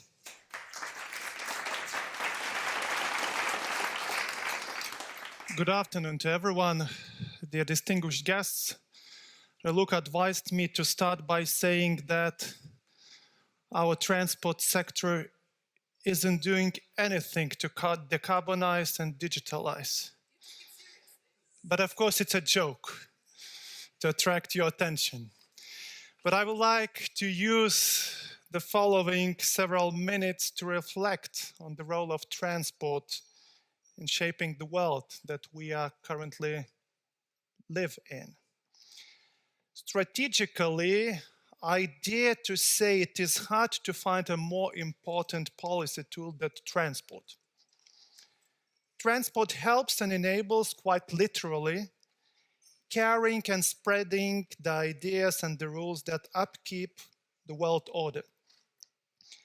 Along with other indispensable institutions of the 20th century, the European Union, NATO, IMF, World Bank, Council of Europe, and other, IRU has established itself as an indispensable part of the post-war recovery efforts. As a catalyst, of unprecedented economic progress in large parts of the world, as a supporter of liberties through infrastructure, robust connectivity and supply chains, and also as a driver of innovation of the automotive industries and of major economies in the industrialized world. Yet, as the free world was enjoying ever-diminishing frontiers and borders, the part of the world I come from still was under the laden darkness of the Iron Curtain. Now, as we see attempts to build new walls, to challenge the rules that served us all so well, can we stay aside? And my answer is obvious: no. We have to stay on our values-based course and help countries that seek cooperation, not confrontation. Suffice it to say that in the wake of Russia's war in Ukraine, liberalized road traffic agreements have been agreed upon with Ukraine and Moldova. These were heralds of the country's association agreements with the European Union. The latter, in turn, is a precursor of the country's future membership in the European Union. Turning to an even broader agenda, now, as climate change has been widely recognized as the main global threat and challenge, IRU is the place and institutional setup where it is especially pertinent to discuss it. Transport, and especially road transport, is both part of the problem but also part of the solution here. Because road carriers are also drivers of innovation. New mobility from electricity to hydrogen is future in the making. And when one of my country's transport companies orders 600 electric trucks, and this is only one of many companies, it is future that's a real game changer that we can observe. I dare to say that this community here has already made its choice clear. Road transport can be the beacon of change for other sectors to follow. With our continuous effort and progressive attitude, we can build the European road transport systems based on the long-term vision and non-stop improvement. And I'm sure we will discuss all the challenges and what we are doing here today. Thank you very much.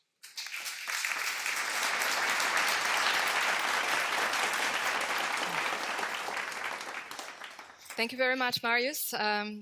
Good that you already took a seat, because I would like to invite the other panel members to join Marius on the stage. Can you please come? Teresa as well. I don't know where Teresa is. Okay, just take your seats. And in the meantime, before we actually turn to the panel, Thomas, sorry, here, because I have my tablet there, so don't steal my tablet, please, because I'll get the questions from the audience.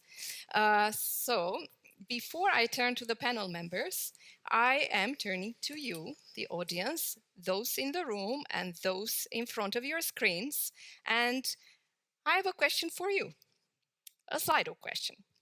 So you can see already the question, and the way to reply to this question, if you paid attention, perhaps not, but you can now, on your chairs when you came, for those here in this beautiful room, you had the program printed, and on this program there was a code.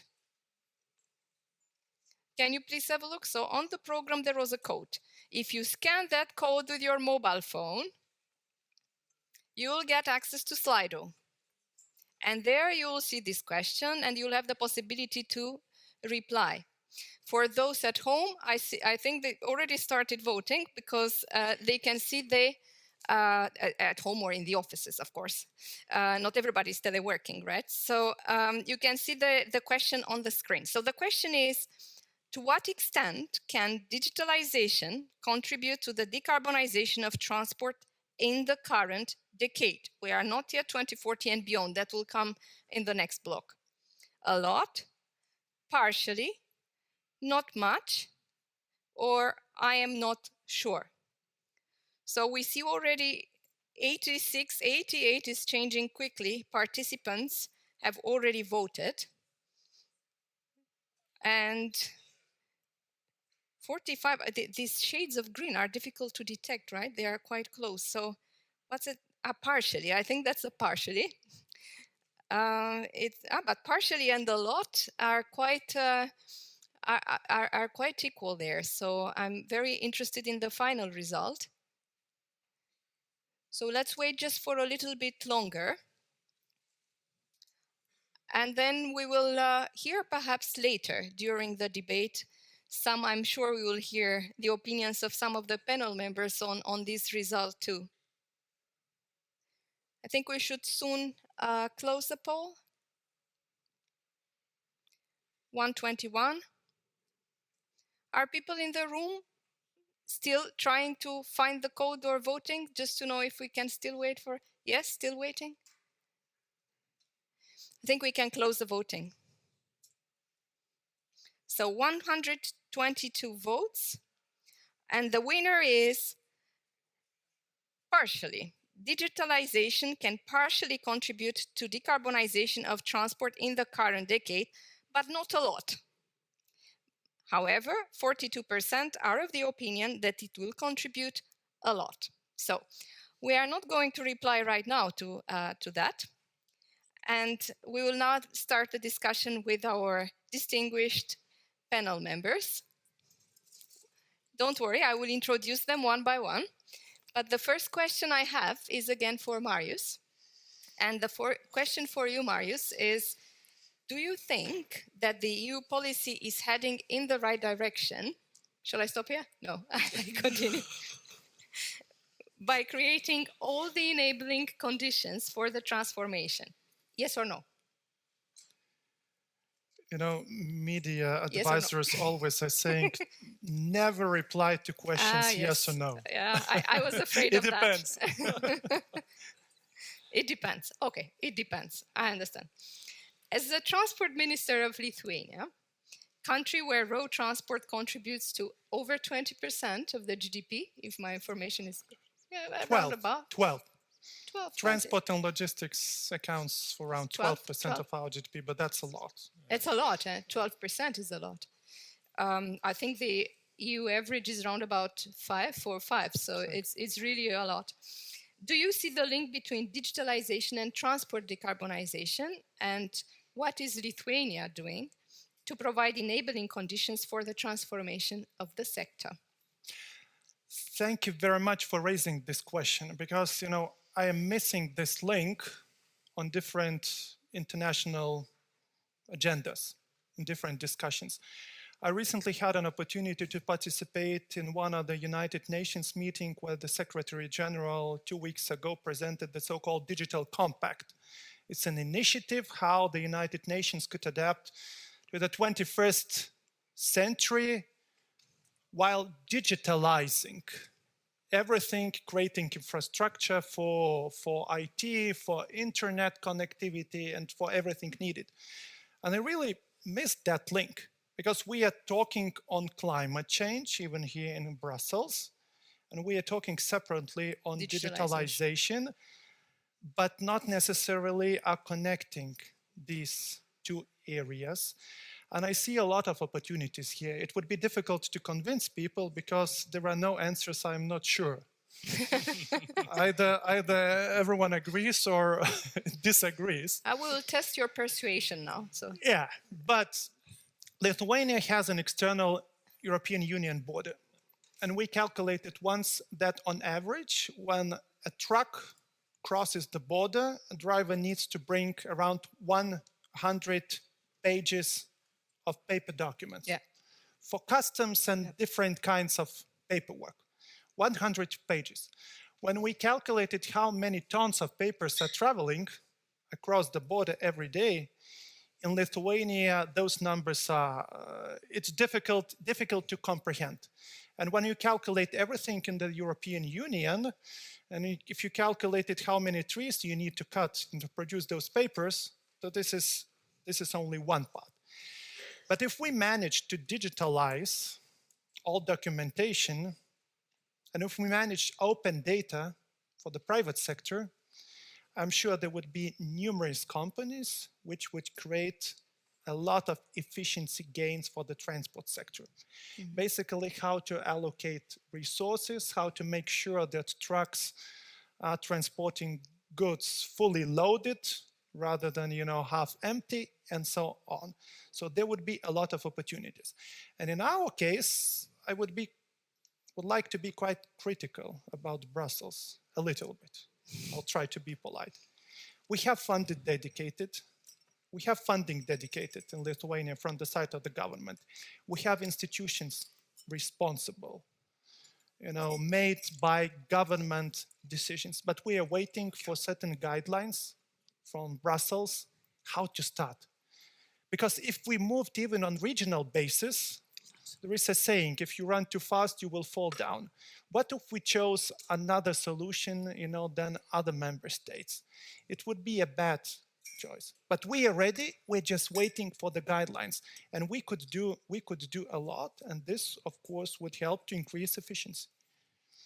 Thank you very much, Marius. And now from the government perspective, we will move to the business on the road.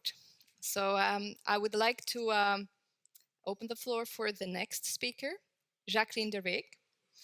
Jacqueline is co-founder and director of Rijk Logistics. Rijk Logistics was established in 1971 as a leading European logistics service provider. It operates with a modern fleet of over 1,000 vehicles and various specialized warehouses. The company provides a wide range of services, including intermodal solutions, international transport, contract logistics, container transport, temperature control transport, and so on. We can continue. Jacqueline, I have the first question for you.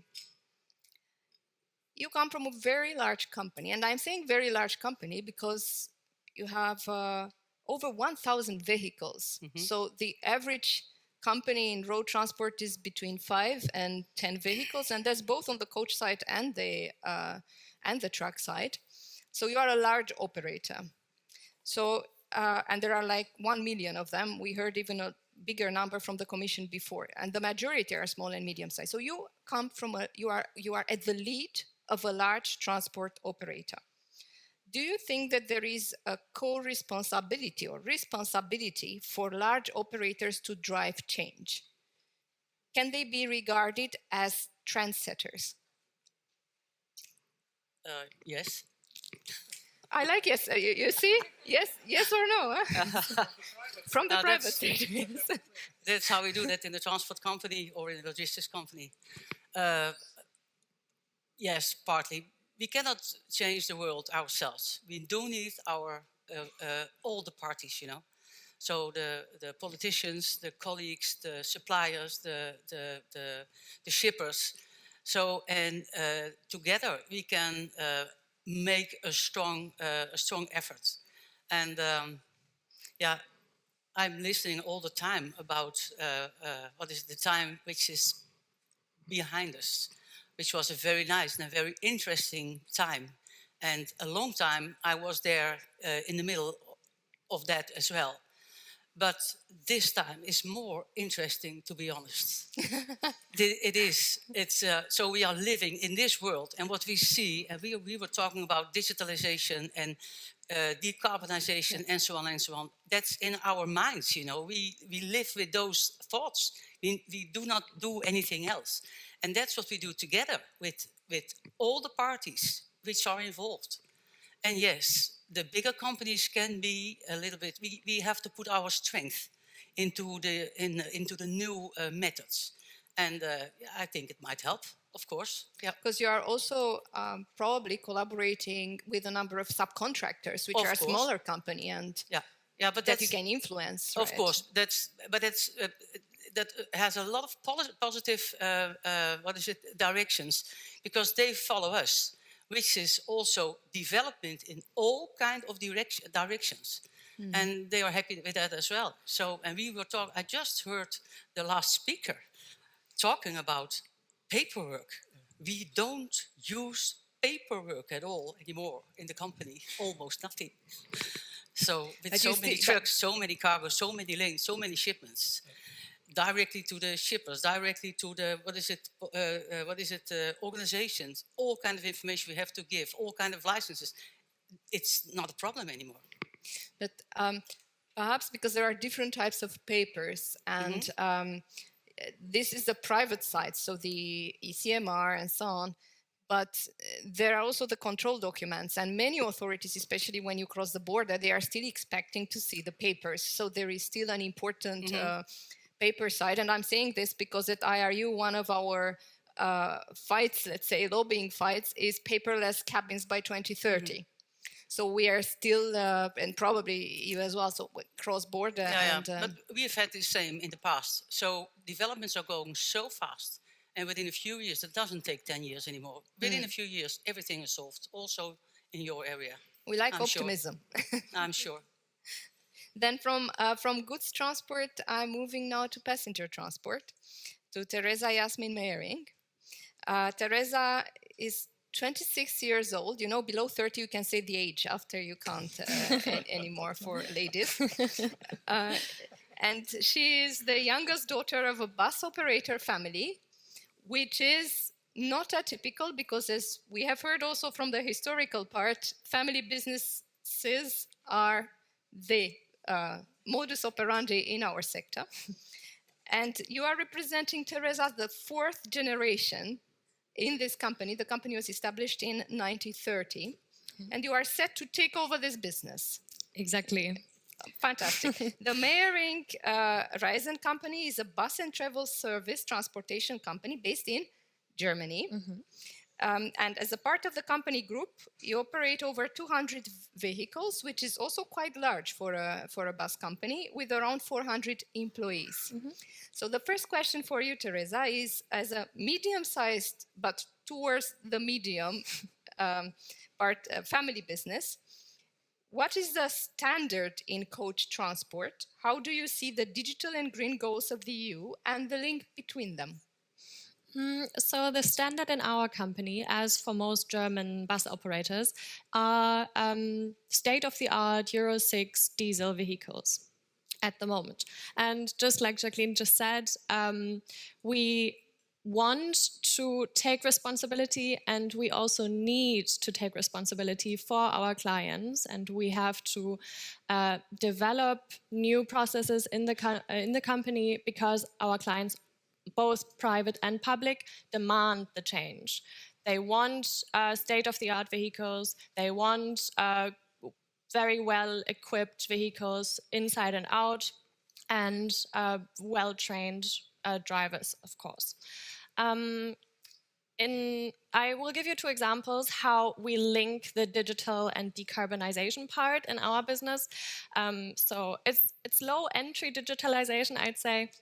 But for the city transport, for example, we, of course, try to make the transport as efficient as possible for bus and for driver. And the second example is in the coach travel transport. We try to streamline the route the coach is taking so that the coach itself doesn't have to go to each little village to pick up our customers.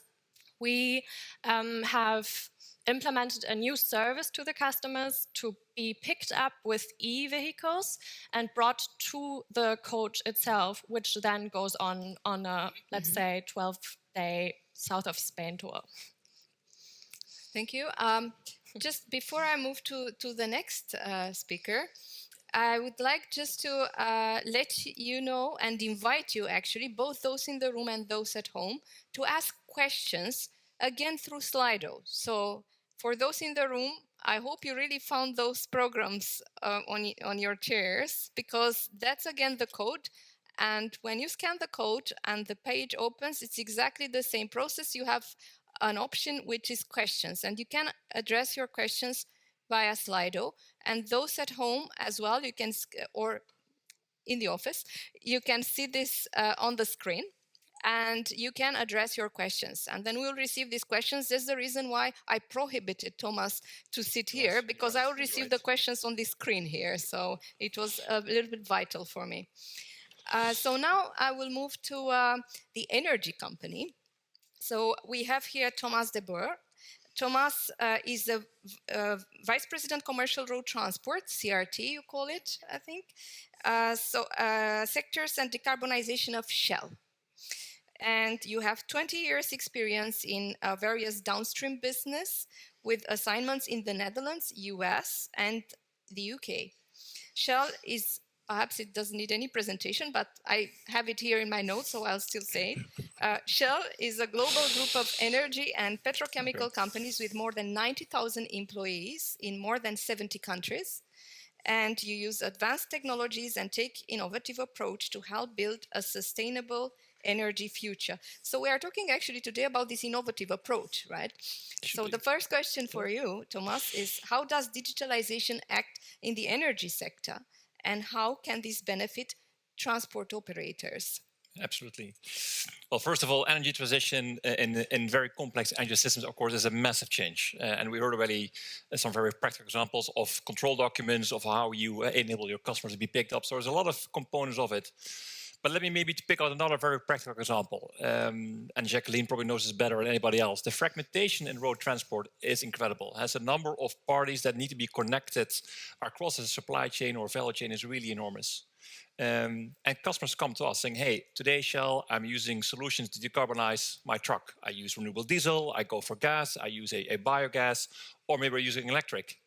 But I have 50 trucks, and some of the trucks I use for customer A, some of the trucks I use for customer B, and some other trucks I don't want to use I only want to use for that specific customer, but I need to be really flexible to optimize my trucks in my operation because I can't afford to have trucks standing still. So how can I then start allocating the carbon benefits that the customer is asking for to the right customer while not losing my flexibility? Which goes back to, I think, some of those critical elements of digitalization and decarbonization, but also decentralization, as we say it, is how do you start integrating a system of digital connectivity of whether it's your own efficient operations and carbon, how do you connect the way you talk about your greenhouse gas emissions in your own scope and your customer scopes, of how you further improve, for example, the way you actually measure the quality of your emissions, because we also know that your carbon footprint will be quite dependent in the future of what kind of mix you're going to use, whether it's electrons, whether it's biofuels or other means. So the way, back to your question, is the better we're able to unlock our transportation sector actually to tell to their end customers how effective they decarbonize without for them taking a massive amount of investments in proprietary systems, in challenge on data quality, or sometimes also have some back actors who tell to two customers exactly the same carbon claim without really making sure that was really the carbon claim not used twice but only once. And that, I think that's where we, as also from our perspective, want to be part of and need to be part of. And I think also part of Jacqueline's saying as some of the bigger companies need to play their share. So, for example, what we've been doing is we are a big tolls operator. We use a lot of our tolls across Europe. So the question is, how do you move that into the next step? Also knowing that toll domains are expanding across Europe, how do you start connecting data and payments into a way to, again, make it for our life or customers easier? But also digitalization of how you optimize then the freight. We've taken positions in InstaFreight and also in Connected Freight venture companies to talk about optimizing, which we also first deploy in our own company. So for example, we use InstaFreight in Europe, and we reduced our carbon footprint of our lubricant supply chain by 50% because we were able to optimize basically empty loads across Europe. So two very practical examples that start to learn and teach us of how we further then, especially in the new setup of carbon and greenhouse gas emission tracking and giving it to our customers, is really the next step. I move now back to Marius with the second question. And the second question for you, Marius, is looking from the perspective of the EU now, which is just before the elections, which will happen next year. So we are in the final stages of the current Parliament and the European Commission. As a decision maker, how do you ensure the continuity of the political work that should enable and support the green and digital transformation? And I think this translates also on a national level. So, because of course, governments change, politics can change. This is the same what we are trying to do on national level, and I think this should work for the European level at the same time. Basically, regarding all goals and measures, how you're moving towards them, towards achieving them, you need certain consensus in the sector. Agreements among members of the government, members of the parliament, business representatives, businesses, NGOs, basically to have a consensus how you're moving. Then when you see changes in governments, changes on the European Commission's level, basically there is certain consensus and you won't be able, to move too much to another direction. And this is important because the changes that we are implementing at the moment, they take time. They really take time. And if, I don't know, just industry decided some time ago that the future for electric cars is going to be, the future for passenger cars is going to be electric. That's decided. The industry said so. Although, let's say, 5 or 6 years ago, there was probably still thinking maybe hydrogen could be the answer.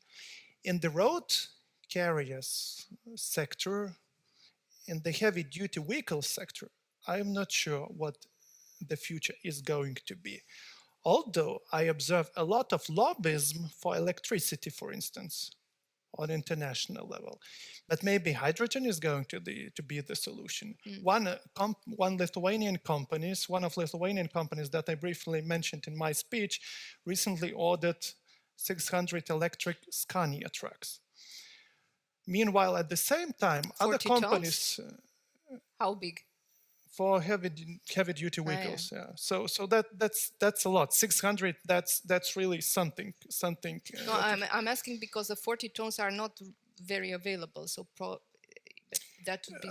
I recently, during the informal council of transport ministers in Sweden, we were able to drive very large trucks. Ministers were invited to try Volvo and Scania trucks. So they are amazing, I would say, to sit and so. But they are, of course, expensive. So some companies, in the case of Lithuania, they're already buying electric trucks. Meanwhile, others are investing in some kind of temporary solutions, let's say, so LNG trucks. Others are thinking about biogas. Hydrogen is somewhere there, but not yet in the market. So what our future is going to be? Probably market will decide. But at the same time, it seems that markets are looking at the governments for answers, what governments should say. And governments are looking at the market, what solutions are going to be. So probably we still need some time, but if we manage to reach consensus, changes in governments or political environment won't affect the direction we are moving to. And it's really important to have certain stability for the private sector. I can sense some chatting in the room, which means that you triggered some thoughts in the room and some reactions. So may I invite those having these reactions to address them to us via the Slido, because we are really very curious to hear your thoughts. So that's a very interesting point, Marius, because you are talking about the consensus as being the enabler for continuity. But at the same time, indeed, when we are currently talking about targets for zero-emission vehicles, let's say, opinions are quite split. And for that reason, we have a certain, term, let's be technology neutral. Yes. Which helps for everyone to reach agreements in political documents. Yes, but various parties have a different interpretation on what is technology neutral. Anyway, so let us move further. And I have the second question for Jacqueline. Jacqueline, what are the tools you envisage or are already using as a trendsetter? Because you said a clear yes, you're a trendsetter. There's a lot to say, of course, because we do a lot in our company. But anyway, digitalization is just it. We have, everything is digitalized. So all the communication between shippers, the clients, the drivers, the planning departments, all over our offices, the 27 offices in Europe, everything is digitalized. I was listening and I'm very interested about the use of fuel we can measure the use of fuel per truck. These days, we have a tool from Loginex, which we can measure the CO2 emission per shipment, per client, per lane, etc., etc. And in the next couple of months, we expect the first reports. So we are living in a digital world, so it's so going on and on and on. We can measure almost everything. We can see the driving hours. Is a planner, where the planner is busy, they do not phone anymore because everything is going via a system in the truck and the planning department. The planning system thinks itself and says, hey planner, you cannot put this driver to this distance because he just has two driving hours rest or over. And so you cannot send them from Amsterdam to Frankfurt because that's 4 hours. And so, and that's what we also have to share with all the parties. And it's the world where we live in. And for us, it's so normal that you can measure everything. But it's also very, necessary. Because my neighbor here, Shell, the fuel is very, very expensive. No, but anyway, so everything you can save is very important, and that saves money, but it saves mileage. It saves empty legs because in the system you can see everything, the loading meters, what is in the trailer. So and all those parties working together, that will make the future. And I'm also very, very, if I may, very curious about the uncertainties which we are struggling with. So what will it be? Electricity? Hydrogen? We just don't know. But we have to invest. And if we invest, you invest a truck for 6, 7 or 8 years.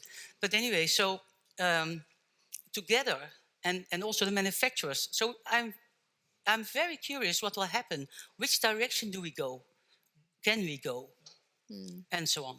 We've heard the same type of concerns also from many Nordic members, because there has been massive investment in biofuels in the north. And now when we look at the Commission's proposals and the CO2 standards, all of a sudden we only see zero emission tailpipe, right? So this stability, talking about changing politics and changing governments and changing the EU minds is very disturbing, let's say, for the continuity of business decisions, let's say. I think we have already to take some of the questions from the audience because they are piling up. So, and we shouldn't let you wait too much for your answers, our audience. There is an interesting question about how digitalization can support intermodal transport. I think it was addressed to you, Marius. Me? No? You know, the challenges that I see, only last year we started regular train routes to Western Europe, to Germany. Now we added Poland. We are looking at Italy. So what is going from us is basically containers and semi-trailers. And here I see a lot of cooperation and potential for cooperation between road carriers and our railways. But the challenge there is then when you are going within the single market by truck, you know exactly when you are going to be on time somewhere. When you are going by rail, you don't know. Regrettably, in the current, given the current state of infrastructure within the European Union, there are a lot of challenges. If we had digitalized and real-time data where the cargo is moving, this could help to organize operations, to be with your truck waiting for the train to arrive when it's needed, but not a day before, and so on. So this could help. This is what I'm hearing from the private sector, but I'm sure there are larger experts sitting among us here today. Jacqueline, I think you could confirm that too, no? That because you spoke quite a lot about the digitalization in your business, that it can So like being aware in real time of waiting times and so on, because you do intermodal transport as well, so it does indeed, help, right? Indeed. So. And we don't have to forget that we have to reach a goal with carbon footprint, you know. And we take a lot of trucks out of the motorways. And although it's not always very sufficient or efficient or whatever, and of course we also have problems because you put your container or your trailer on the train, and normally you know exactly when it's coming or when it's arriving, and so on and so on. But I think there might be some more attention to let it go more smoothly, because it's a good product. If you have good stretches, we go every day from the south of Holland to the north of Italy. But normally it goes very well. But sometimes, and then you have a big problem because your clients are waiting. We do know where the cargo is because there are some what is it? Some heet die dingen? Yes, some sensors in the trailer. Yeah. That is not the point, but the client is waiting because everything is on time these days. Because if we order something, we want to have it yesterday. We wanted to have it yesterday. But anyway, so it is a good solution, but it really needs more attention from politics or whatever, or the railway companies. But we cannot ignore intermodal. Yes. No. Teresa, before addressing you my second question, I would like to pick up a question from the audience. Do you see zero-emission coaches coming to the market in the near future? Or do you think that the long-distance coach sector needs to think of different ways to decarbonize? That's a very current problem, I would say. As of now, I would say that in the near future, zero-emission coaches are not a thing. And why not? Because they are not available? Because not only because the technology itself is not as far as it would have to be for me to go, as I mentioned earlier, on a 12-day trip to the south of Spain. Not only is the vehicle itself not ready, but also the infrastructure isn't there. And if we start to invest into the infrastructure when we see that the vehicles are ready, then we've done it the wrong way around. The infrastructure takes a long time, and the vehicles are there, and then I could invest in them, but I can't really use them because I can't fuel up on the way. So how would I go about my business if I invest and then can't use my investment? The answer to the question, sadly, is that in the near future, zero emissions in long-distance travel is not that realistic. However, as I said, we are currently driving with the state-of-the-art Euro 6 diesel vehicles, and we are a common means of transportation, and we take people out of their cars, and that also has a big impact on decarbonization, the travel industry itself.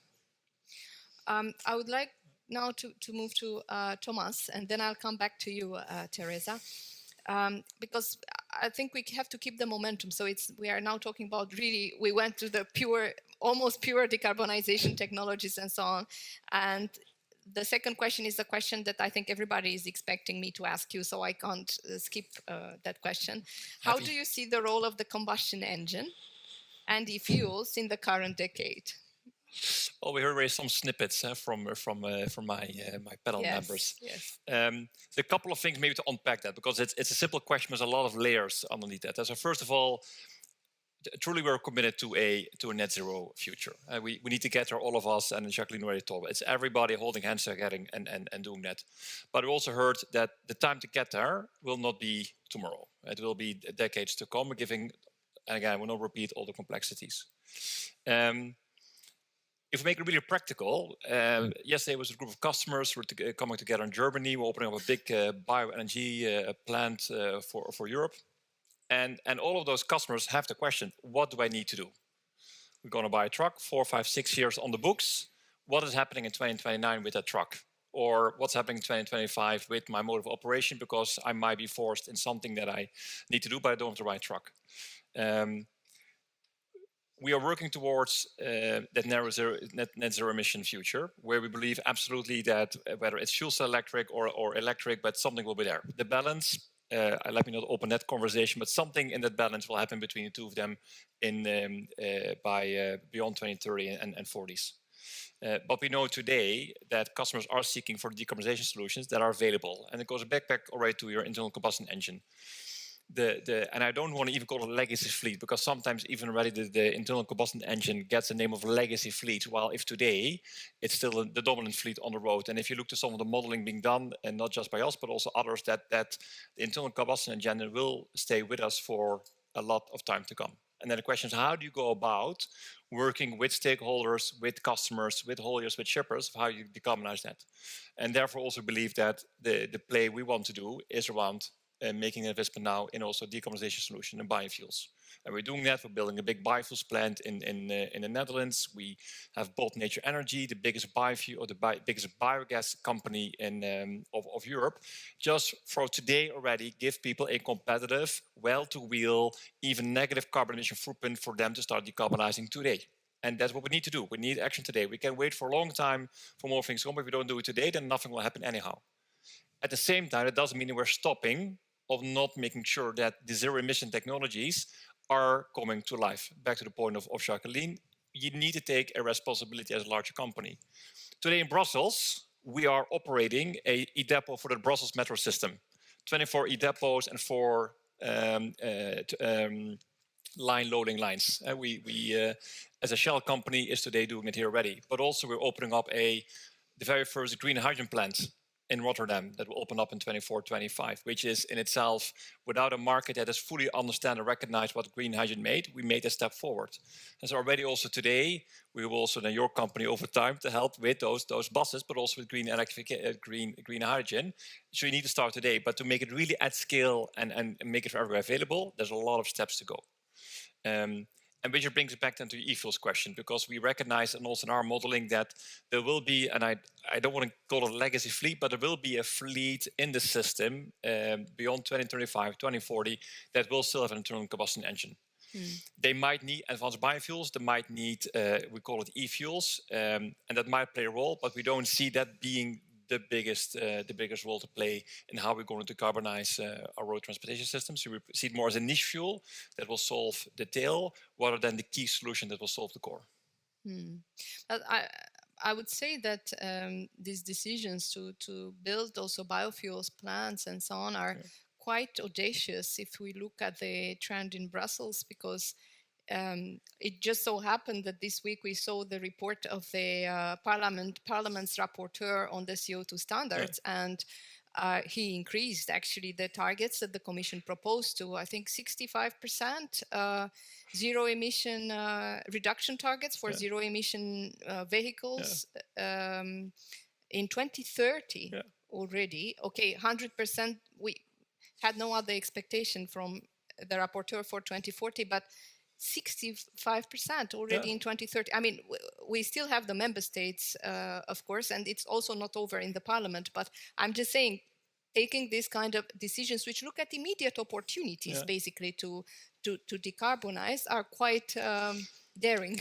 No, I'm not sure it's daring. I think it's being realistic, because you need a mosaic of solutions. You cannot just bet on one horse right now, or on one battery figure of speech, if I can use it as such. It will take a long, long time before we have an energy system that has addressed the various duty cycles, the various customers, and the various geographies across Europe. And one end, you could say 65 of new sold trucks. If you flip it around, there's still 35% in there, with today 6.5 million trucks in Europe on the road that will be in the system for quite a long time to go. And we can still wait for 2030, and we can wait for every sold new truck. But today, I think we all probably own the urgency of what we can do today. And we as Shell said, if we do want something today, then also that part of the energy system will help us. Teresa, I have a question for you. Because we heard also in the historic part, we have these different segments in passenger transport. We have the public transport, and then we have the coach tourism, and it's a completely different business model, let's say. You are more into the on-demand, let's say, type of business, regular routes as well, but not public transport in the sense of, let's say, tendering contracts and so on. What kind of support would you expect from the EU or from the German government to fully embrace the digital and green transformation? And do you receive this kind of support? Great question. I would expect, of course, initiatives by the EU and Germany to adopt digital technologies and green inventions to make the profession and our sector greener, more efficient, and just more up to speed in the current age. However, so it's funny, Marius, because earlier you said that it has already been decided that e-vehicles are the state of the art in city transport. The support in our case is currently a program or a project for hydrogen-fueled vehicles in city transport. And it is just kickstarting now. It's starting off, and we are building a hydrogen fuel station in our depot and trying that out. And as I already said, that might work in the city transport, but not in long-distance coach travel. Because of the lack of infrastructure and the hesitant regulation of the EU and of Germany, which is of course understandable because you don't want to set or to bet on the wrong horse, it is extremely difficult for us to make investments. If we buy city coaches now, we use them for around 15 years. In comparison to coaches, that's a different story. It's only about around 4 years at most. What would happen if I invest in hydrogen coaches or in hydrogen city transport buses now for the next 15 years? Have I bet on the wrong horse then? Is the infrastructure going to be there in the long run? And what will happen to the buses in 15 years? Will I be able to sell them? Those are a lot of insecurities which can make or even break the profession itself, because the lack of regulation makes it hard for me as an operator to make decisions and to make investments and to move forward with my company. And it's really sad. I like the profession and I like to be the next generation in the family business and to uphold the tradition, but it is being made extremely hard to be in my position from legislations. That's a very strong statement, I would say, which brings me to another question that we had for Marius. You get a lot of questions from the audience. I don't know why. It's not there anymore, by the way. We can see the questions. It was what kind, because you're talking about the support and digitalization for the truck business, but what kind of support in digitalization of coach and bus business you envisage as a government? So focused mainly on trucks. It's a challenging topic because we recently implemented reform how to ensure competition in this sector, and the next move probably is what we could do together to encourage citizens using coaches. Of course, everyone starts talking about subsidies, but it's always you need to allocate resources in a wise way, and because financial resources are always limited. But I see a lot of low-hanging fruits what could be done. I'm saying if you are not on Google, you don't exist anymore. So first of all, what you need to provide real-time data for passengers to see where you are traveling. In some cities with public transport, everything is working smoothly. You even can see delays where your coach is or so on. Meanwhile, on longer term travel distances, there are challenges, so we are encouraging the private sector to give data to a certain platform which could be used openly by different businesses to provide solutions.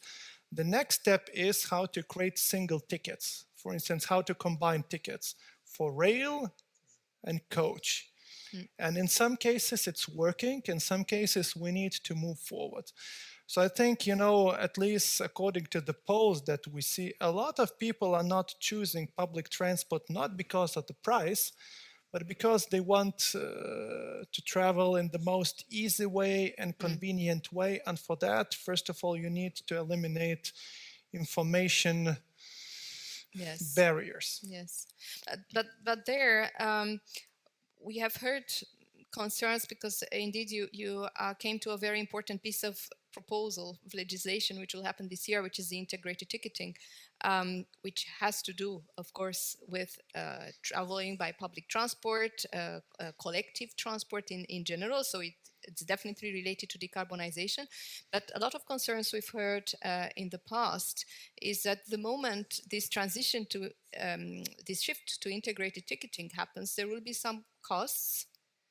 And these costs, which come from, of course, providing the digital infrastructure to enable that. And we were talking before, okay, Teresa's company, they have 200 coaches, but many are like 5, 10. Will there be a life for that anymore? Or it's a very challenging topic, but if you ask my personal opinion, I am against for governments to create one large platform.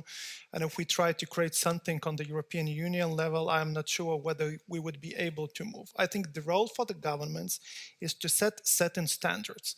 So if one municipality is creating its own ticketing system, the government should ensure that that ticketing system would be able, you know, to connect in a wise way using IT resources with one of private sector's ticketing system. Yes, interoperability is probably that answer, and the governments needs both on national and EU level needs to ensure that it's working, and then private sector will propose all kinds of solutions. You will have an application and you will be able to buy that ticket. So this is my answer. You need certain standards to have interoperability. That's probably also related to another question that we received from the audience, which is this was on coach transport and public transport, so on passenger transport, but both digitalization and decarbonization, how do you, and it's a question for everyone, I would say, how can very small transport operators be enabled, how can they be enabled to embrace the change? Yes. Jacqueline. Okay. It's on? Yep. Yeah. Okay, but anyway, so a lot of small transport companies, they work for the larger companies. In our company, we have quite some subcontractors, and they work as we do with all kind of standards or not, but they are all very interested and they all follow. So all our experience and studies we share, and they are very happy with that. So I think that's the sort of task we have, and we do. And of course we are happy because we like to work with some subcontractors as well. So I think most of them, the smaller companies, 5 or 10 trucks, they do not work, they almost work always for a bigger company. So in our company, it's not a problem. They just follow. And it's good because I can understand that they cannot do the studies and so on and so on and so on. So I don't see this problem. And if it's not, they have to connect with another company or whatever. Mm-hmm. What about you, Teresa? I would like to disagree for the coach sector, at least, because we have a lot of smaller coach companies with, let's say, 2 to 5 vehicles that simply do not have the means to invest as much in digital infrastructure, and they might work with another company in times at times, but also to their own abilities and for themselves. So something I would suggest is, of course, to maybe move into a direction where you communicate digitally and not with handing out letters and leaflets and whatnot.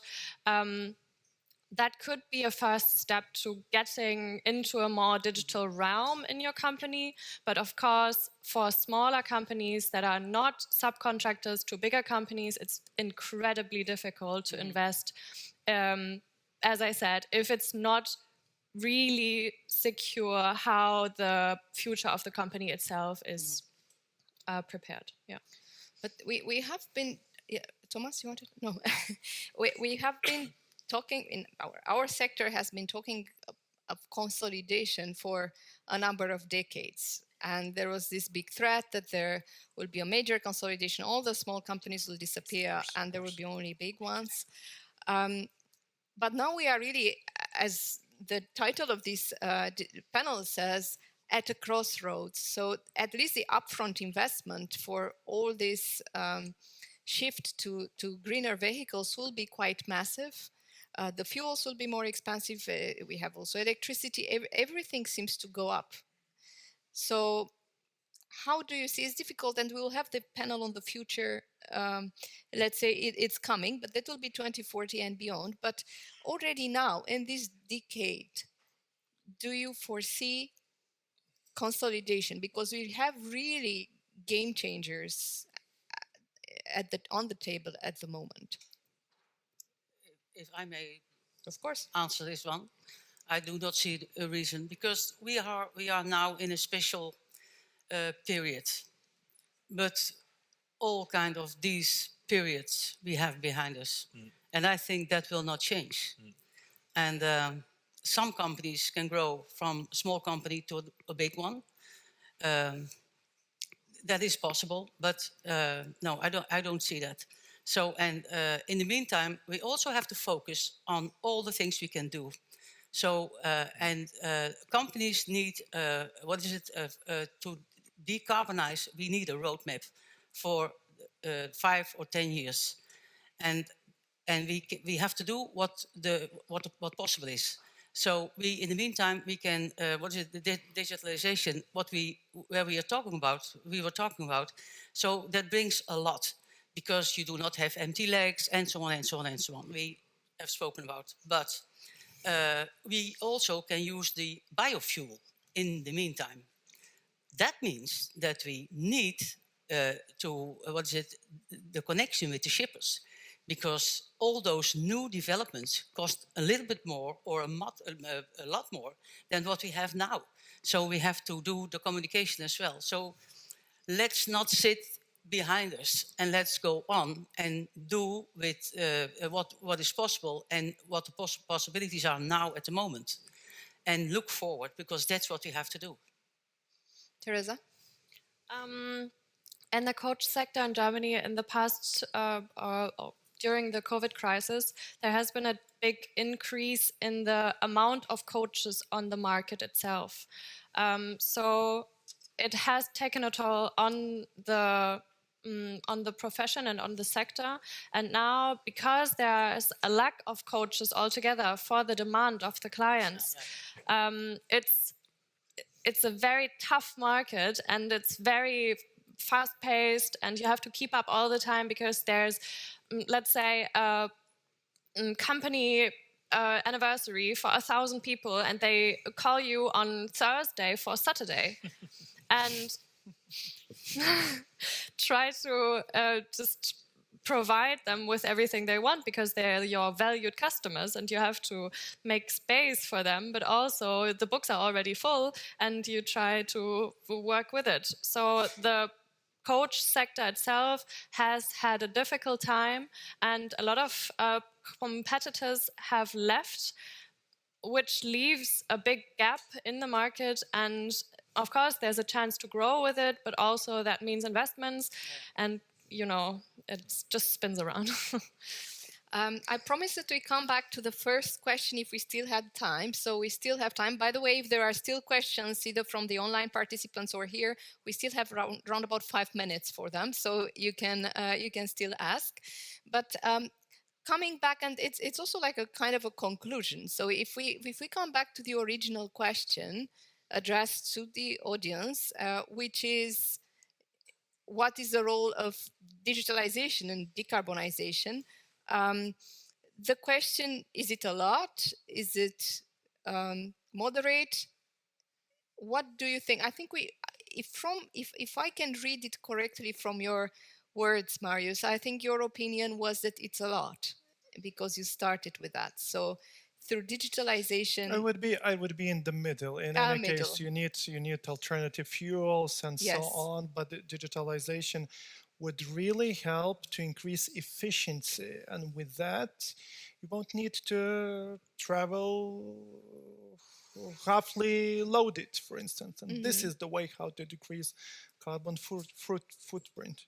So it's a tool, but it won't offer the ultimate solution. No, yes. Probably no. Yeah.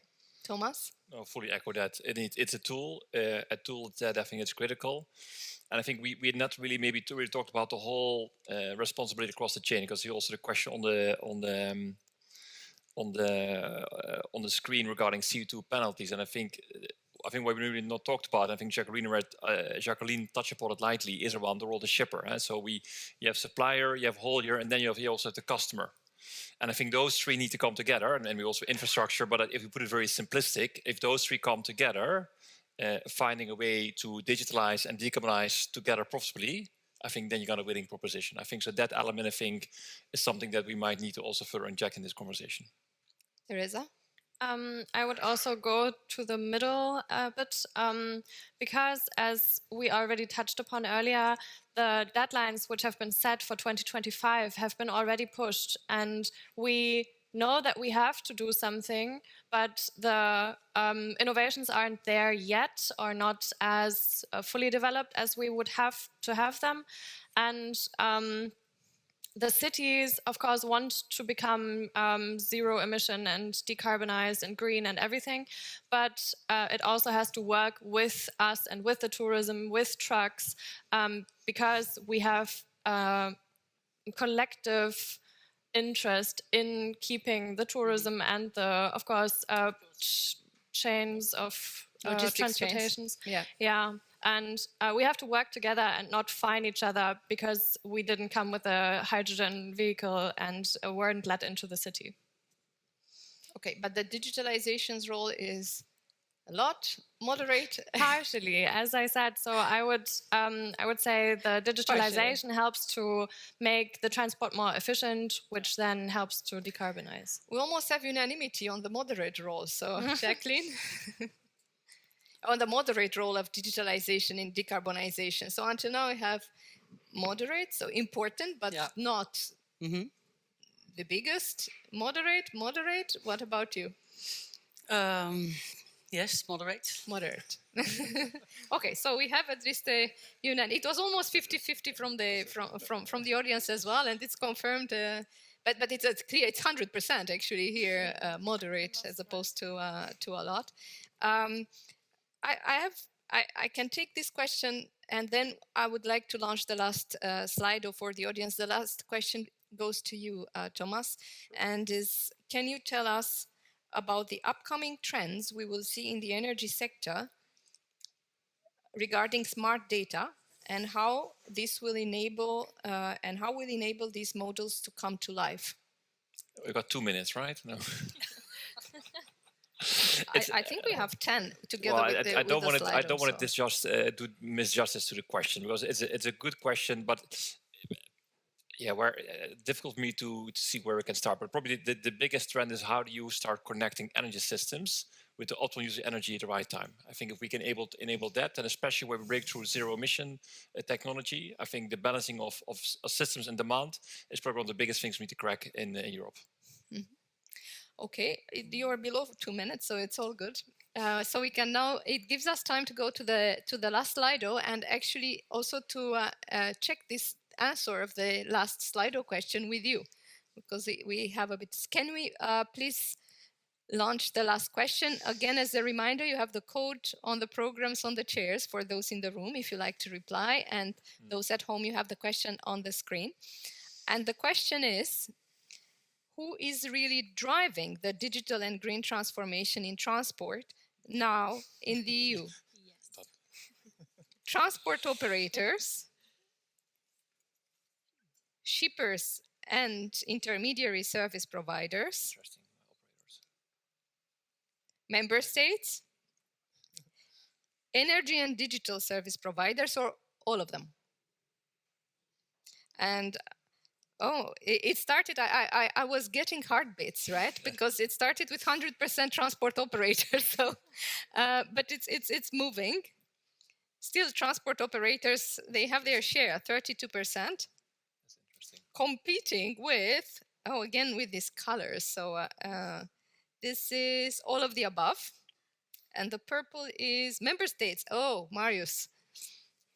Competing with transport operators for the final answer. But luckily, we have the time to hear from you as well at the end of this. And we have 66-70 replies so far. And it keeps moving, which means we're still getting replies. So we'll still keep it on for a while.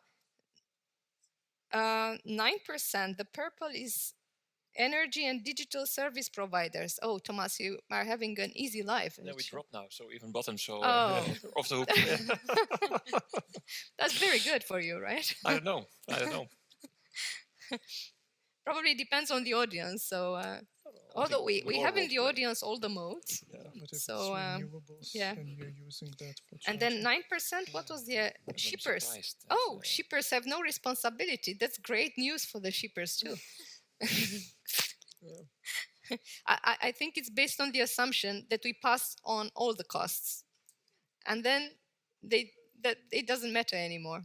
So if the assumption is that we can pass on all the costs to shippers, then we can put 0 for them because we have a great assumption, right? Okay, so we can close the Slido.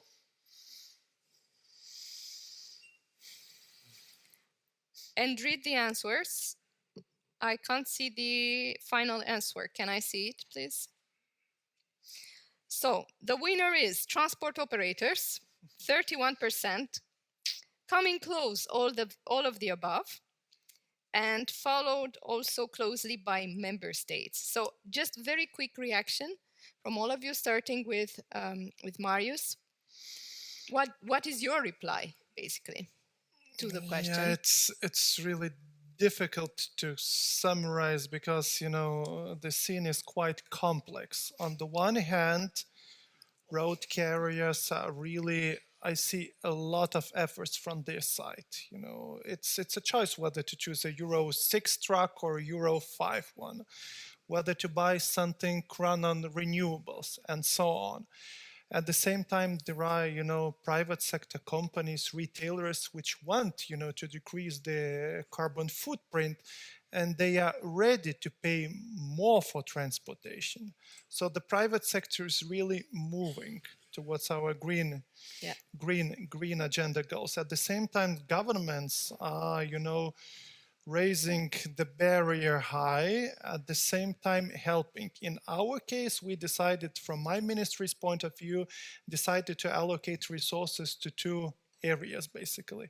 One is charging and refueling infrastructure, and the rollout will be quite fast in comparison to what we have at the moment. And at the same time, public transportation. We're going to subsidize the difference between a regular coach, for instance, and one run on renewables. So, but regarding energy sector, I think the share is quite small, because given the pace of how much the share of renewables is increasing in Europe in the final consumption, and if renewables are used by the transport sector, so the share should be higher. Okay, so you hear, Thomas, the audience is quite relaxed about energy companies, but Minister Skådis says you have much higher share of responsibility No, there? so our pick would be all of the above.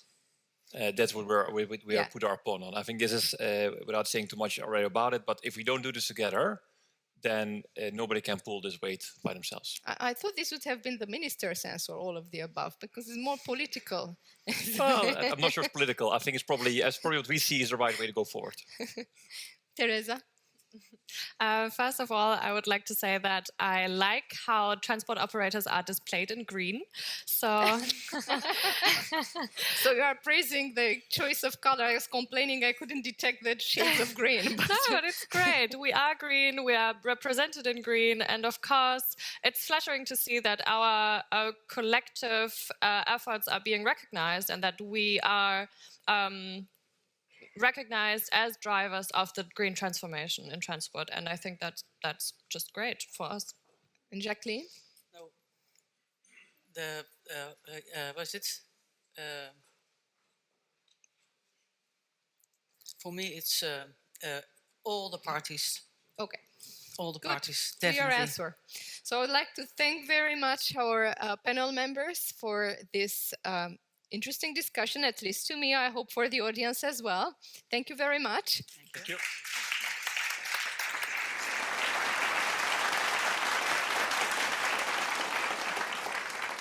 And I would like to invite all of you for a break, which will be here and also in the other room. What is the time? Can you remind me when? 5? Yes. So we have a 15 minutes break.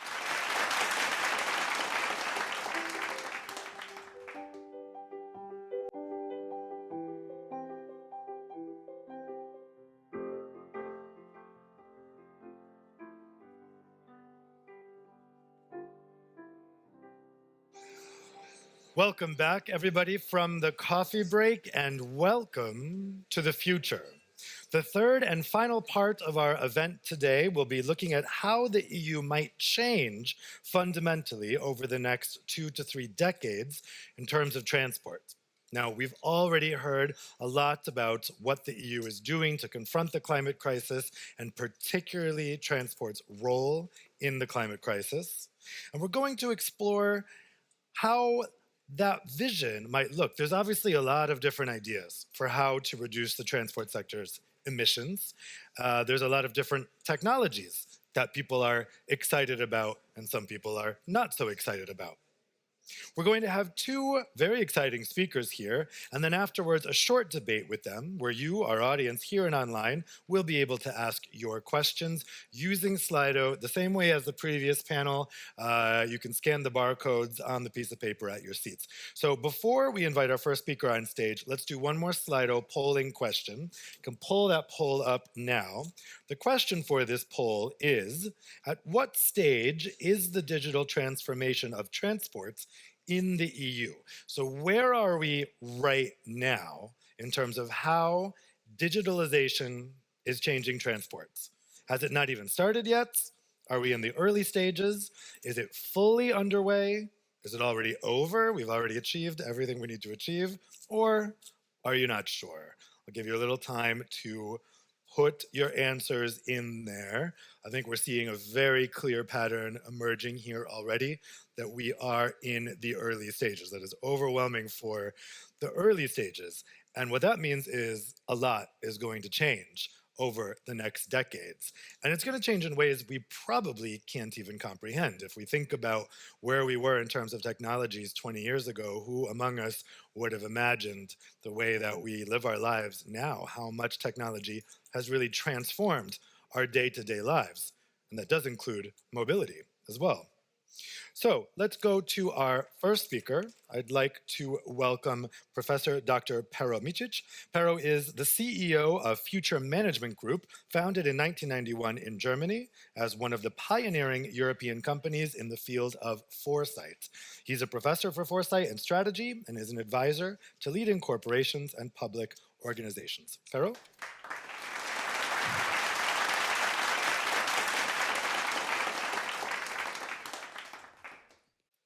When people think about the future, what do they feel nowadays?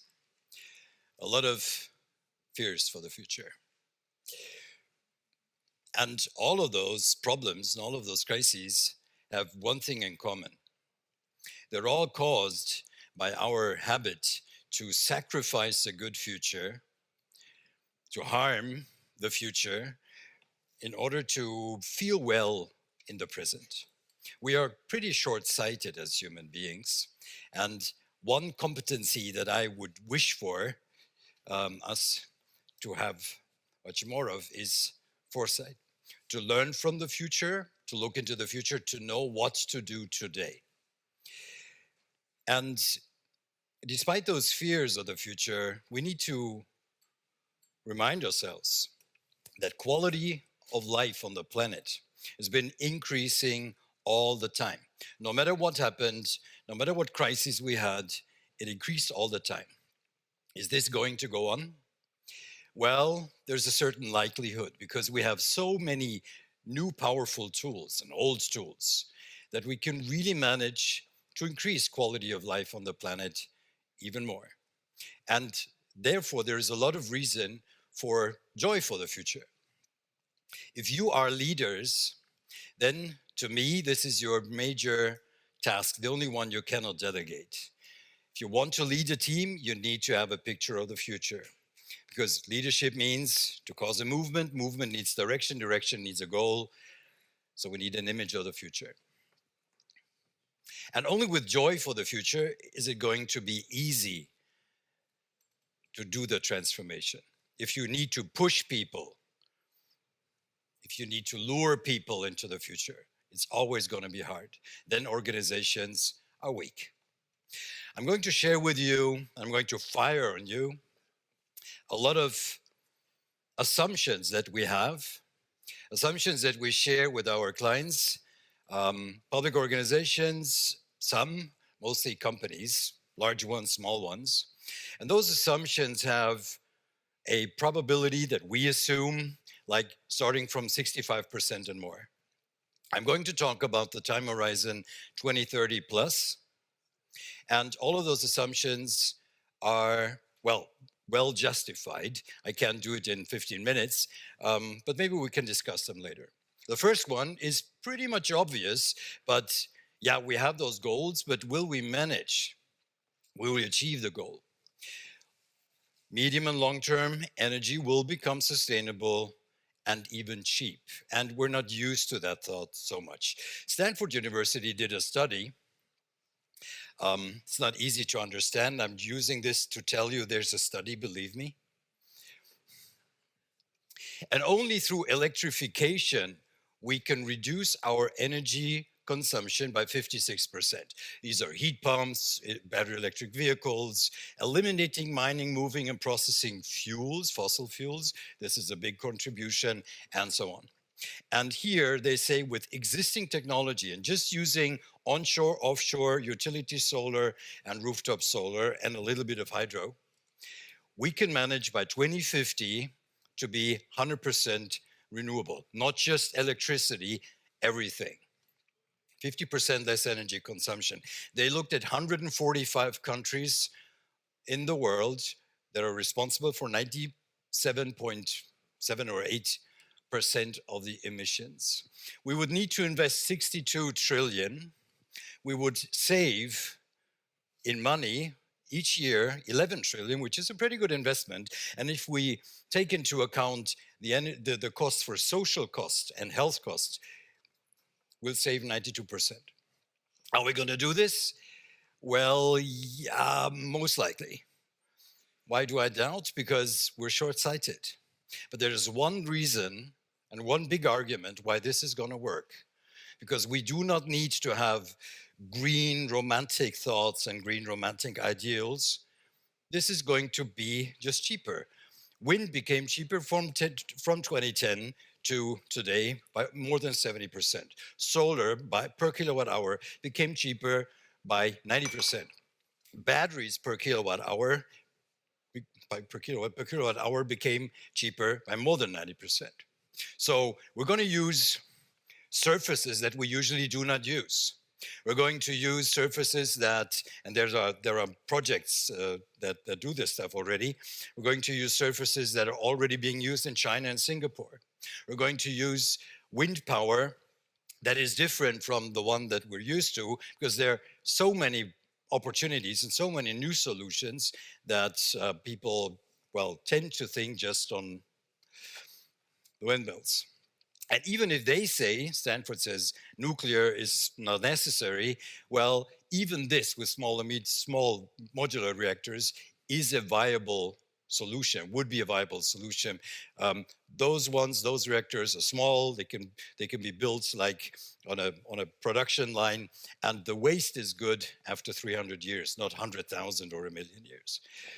And what we of course need is storage, a lot of storage. Those stationary batteries are going to most likely be the big market and the big solution. Those batteries are today lithium iron batteries, so no cobalt, no nickel. They might be LMFP batteries. Those batteries have charging cycles like 10,000.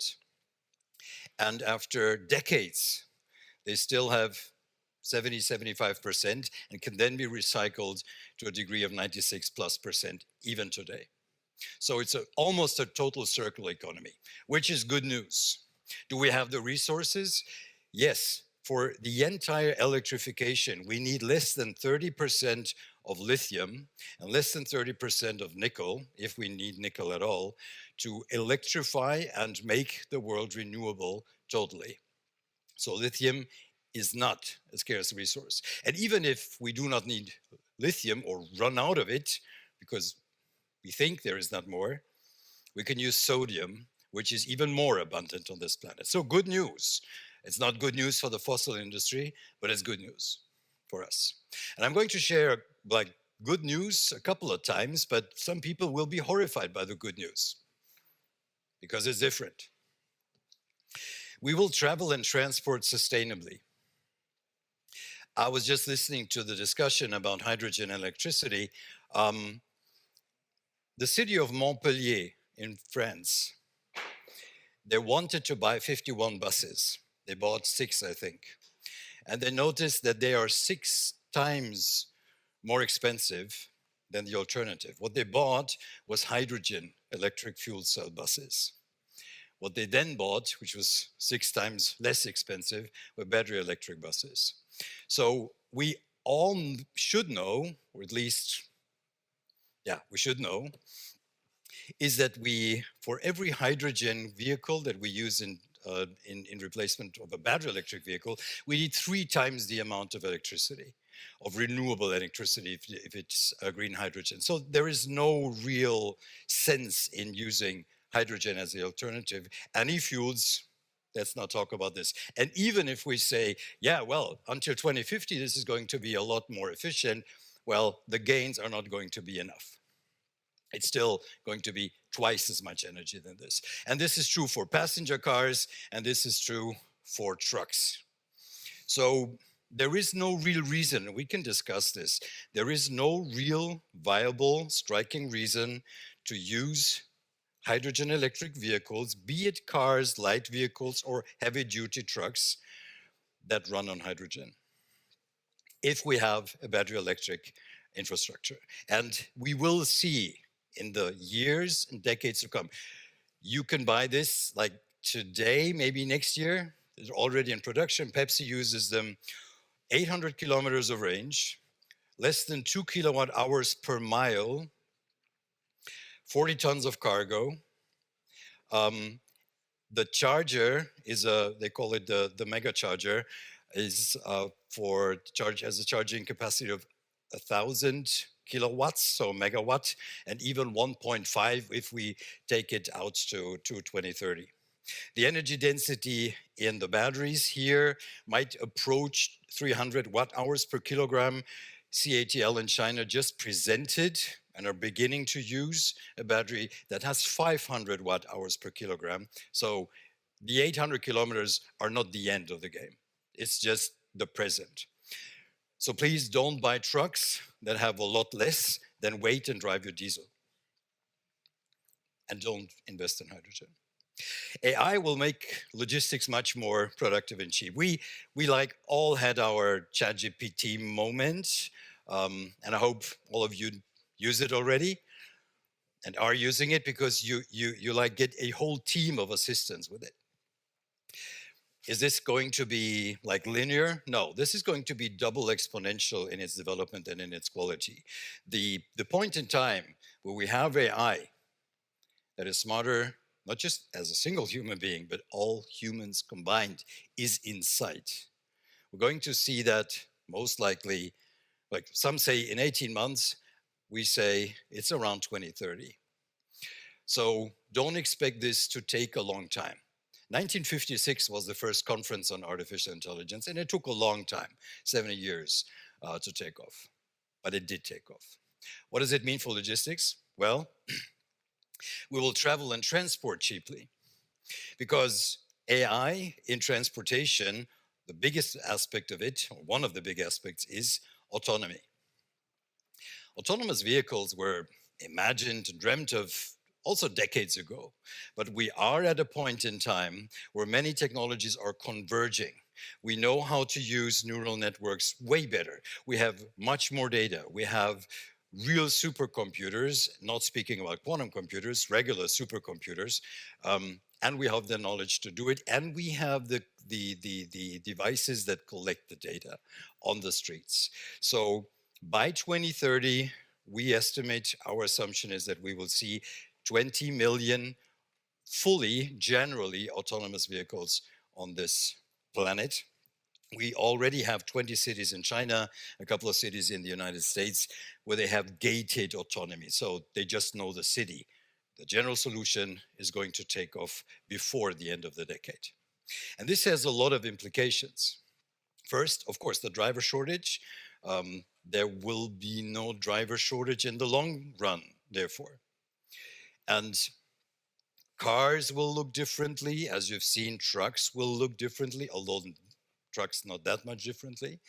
And if we see this, then why can we make them differently? Because either we will have autonomy, which is 10 times safer, a 10 times better driver than a human, or we will not have it. So everything that is autonomous will be a lot safer, so we can build the vehicles differently. We will save 1.2 million lives each year with autonomy alone. What is really disruptive for the European car industry, the American car industry, well, any car industry, not so much for the truck industry, because the usage is bigger, is that if autonomy works, the price per kilometer will be 15 cents to 20 cents all in. We will have cars that can drive not just an hour or two per day, but 10 to 15 and more. We will have batteries. Those batteries and those LFP stationary batteries, for how many kilometers do you think they're good? 10,000 cycles, up to 10,000 cycles. How much is that in kilometers? Depending on the size of the battery, 1 million to 1.5 million kilometers. So we're not going to replace cars that fast. We're going to drive them for a longer time.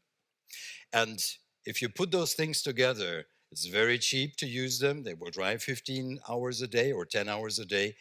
And the batteries are going to last longer. Then we will see a drop that is, some people say it's even 75%. So this is going to totally change the landscape of the European industry. I live in Germany. Germany is going to be hit hard by this because it's the most important economic factor. And there's going to be a lot of changes. We'll even see rolling hotel rooms. So there is no industry that will not be affected by this dramatic change. Is it good? Is it good news? Of course it is good news, because everyone can travel anywhere where they want to. If you're 92 years old and want to visit your friend from school and don't have a driving license anymore, you can do it. If you're 8 years old and you want to go for your tennis training 3 times a week, and you don't need your mother or father to drive you, you can do it. Anything will become possible and doable. The amount of change caused by this might be comparable to the change that was caused by the iPhone. And if we look at it and we see those cars and we imagine them platooning, so building chains of those cars, and they are that cheap, then think about public transport. Public transport might, intentionally put might, change its face.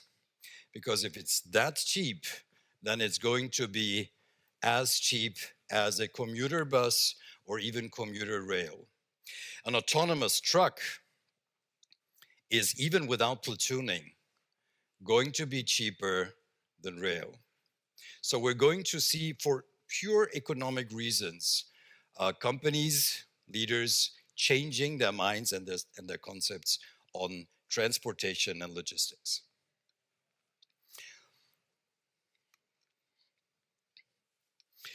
Anti-companies will function automatically. So if we talk about the intermodality, then we will see one of the first ways where blockchains are going to be used, smart contracts are going to be used, huge amounts of data, artificial intelligence, and robotics and automation to build decentralized autonomous organizations, which is companies whose administration runs without any human intervention.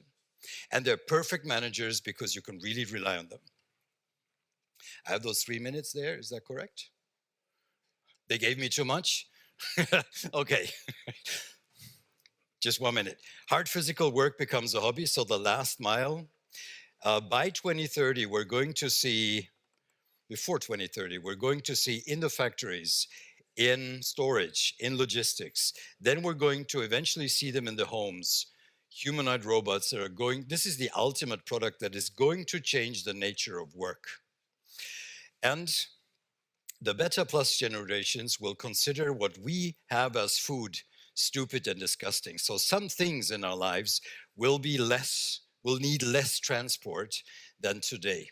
Because we have something like precision fermentation. We invented this for insulin. And we're going to, because it's a B2B business, business, we're going to see the reduction of transport of dairy and even meat and livestock massively. We could wake up in a world by 2040 where we have 70% of land mass that is used for livestock, used for forests again, or something else. Because it is going to be dramatically cheaper. And it's the same quality. It's not plant-based. You still can eat your meat. It's going to be dramatic. So, last slide, or second last slide. We may and have to redefine work and income. As long as people have problems and wishes, we're not going to run out of work. But we will really have to reinvent and redefine what work is and what income is. All of this is good news, joy for the future, but I know you're scared. Thank you.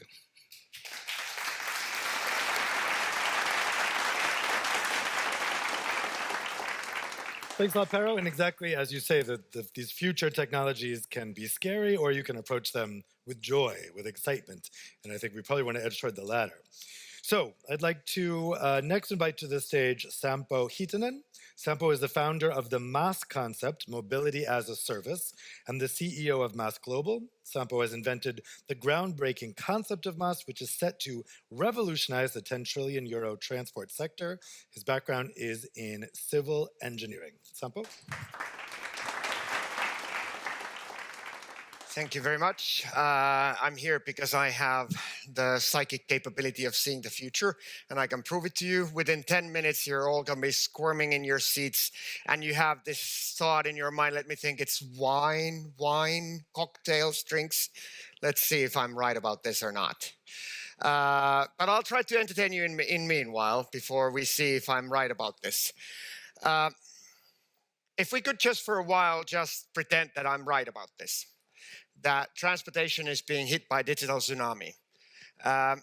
This is actually not said by me. I said some of the things that will happen over here to a former CEO of Nokia who was pretty close to the change within that industry.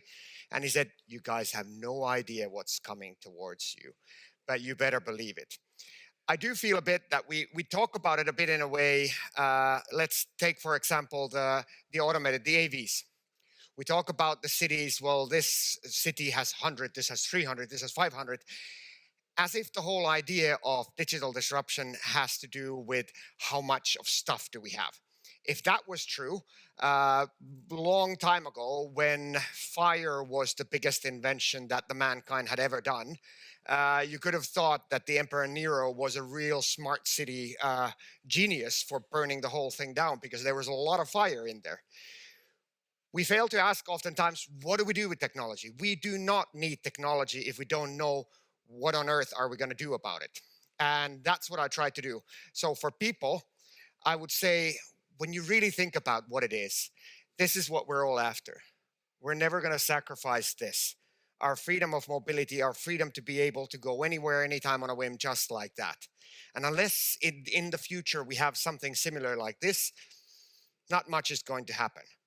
We do get to do these bits and pieces of a bit of this and a bit of that, but something isn't really implanted into our minds. And we try to ask this also, done this to a lot of customers, and it really is embedded into the minds of every single one. And unless you actually get something like this done, you're not really doing anything. We were going about where we are with transformation. I'm happy that you all said that we're in early stages.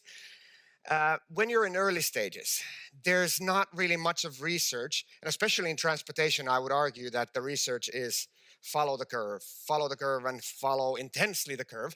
But when it comes to transformation or disruption or however you want to call it, it's pretty hard to follow the curve, isn't it? Because if you would have followed the curve in many other industries that really have been transformed into something different, you couldn't have. You know, if we take the telecom industry in year 85, if I would have been here saying, this will be the sexiest industry on earth that will drive the world economy and innovation, and I would have been laughed at. You put phones together. The price of the call between Antwerp and Brussels was politically decided. The infrastructure investments, everything was decided that way. Little did we know what happened. I do know also that in the likes of Nokia, pretty far along the 90s, they really anticipated that the biggest they can ever get, the highest penetration rate within the population is 5%. That could happen in Norway because they're so rich. 5% of the population could actually have mobile phones. And what happened?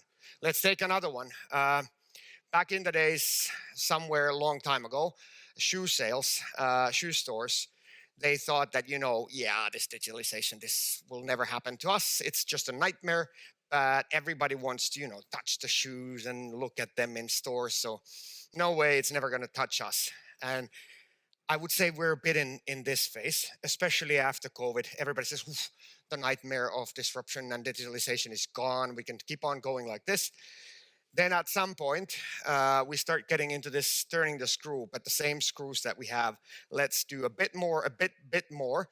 This is when the shoe stores decided that, yes, we will have an internet page and more people will come to the store. This is good. Let's do this. At some point, Zalando came and kind of wiped them out. And this is not just the industry, it's happened everywhere. Actually, what I heard, which is to the previous one, what I heard from the guys at telecom industry is same could be applying to the automotive, is that it doesn't matter how many things you sell as long as the average revenue stays. You can produce, if you produce less, but you get the same money out of people, you're doing actually better profits, aren't you? So that's the important part, not to become something, especially in the people transportation, do not become utility. Now, you can close your eyes now, just wake up for the wine and think about, because this thing that we're transforming, it's quite a personal thing. When we go to people, freedom is an extremely personal thing. So this is about you. And you, how about doing this? I can do this. I've done this quite a number of times. I'm pretty sure if I ask how many of you have a car, there's going to be a lot of hands. Yes, go on. Come on, you have it. Yeah. And now you can close your eyes and think about what will I have to do to really convince you out of this. Why I think this is the biggest question. Sometimes it is about questions. Like I said, digital disruption is not always about how many these kinds of AVs, these kinds of digital, do we have APIs, do we have this, but do we have actually the right things that we're moving for? How are we asking the right question? And why I argue that this is the biggest question. And actually, this industry, we're solving the biggest question of our times, both for sustainability, but also for economic growth. It's pretty easy to look at the macroeconomics. It's the second largest consumption. 20% of people's money go into this. 76% of that money lies on an asset that is used 4% of the time. Now, we have a lot of logistics companies over here.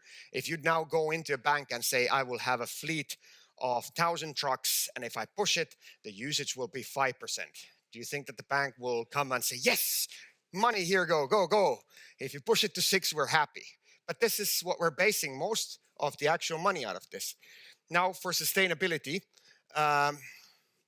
what I read from the EU that by 2030, we're responsible for about 40% of the carbon emissions. At the same time, and most of that is actually people transportation, most of that is in the private vehicles, about the same amounts. As we speak today, really, so the push of people as we speak, there's 70 million cars waiting to be replaced. And as an industry, not much is still going on. So I'd say it's relatively obvious we have to solve this, and it will be solved as well. One of the profound things of, if I cannot know exactly what happens 2040, but there are some similarities from other sectors that we can look at it. The disruption or the transformation of internet. Oh, I might be moving too fast because it's closing, or it's showing that I have, yeah, wine is kicking in. One thing that we know about the transformation of internet is that it actually puts together the visibility for supply and demand. And now let's really think about in our minds a map where someone would have on a map everything, everyone's trip intentions, every single one in Brussels or in the whole EU would have that, and at the same time would have the visibility and access to all the means of transportation. Now, wouldn't that be something? I get asked a lot that, coming from Finland, that how about the countryside, these new things will never happen there. But if you look at, if you would really get the access to every means of transportation, it would be quite a dense map altogether. Now, new models that will happen will actually have to work for all these different angles. It will have to... Ooh, it's starting to get spooky, huh?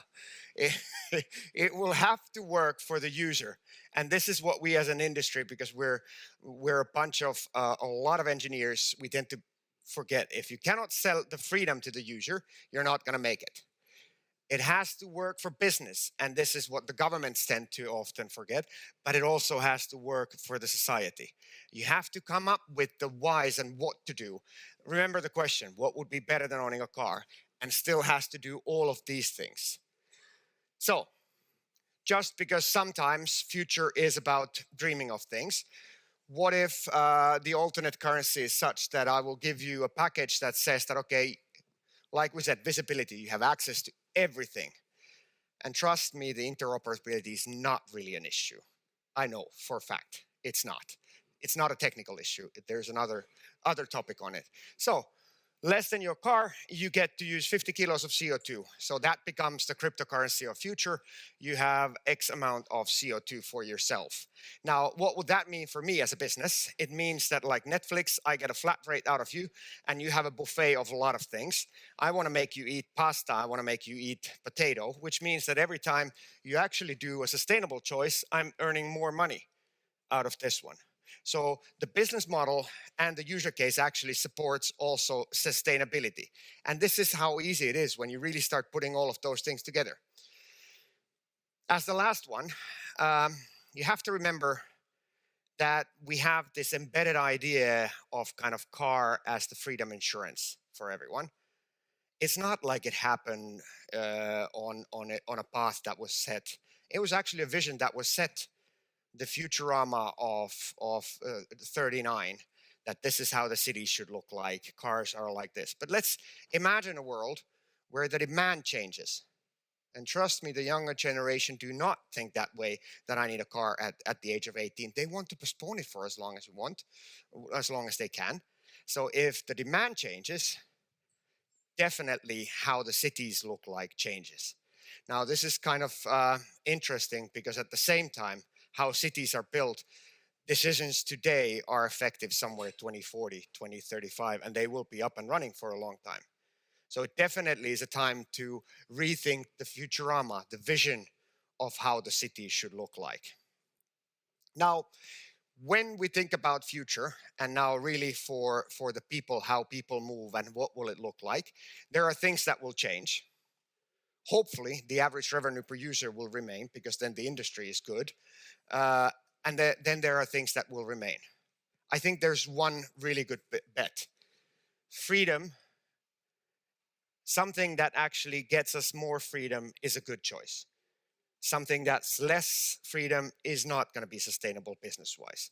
Freedom will definitely remain and grow. The way that it's delivered to people, that will change. Squirming? Wine? Yes, I was right. Now you have to trust me.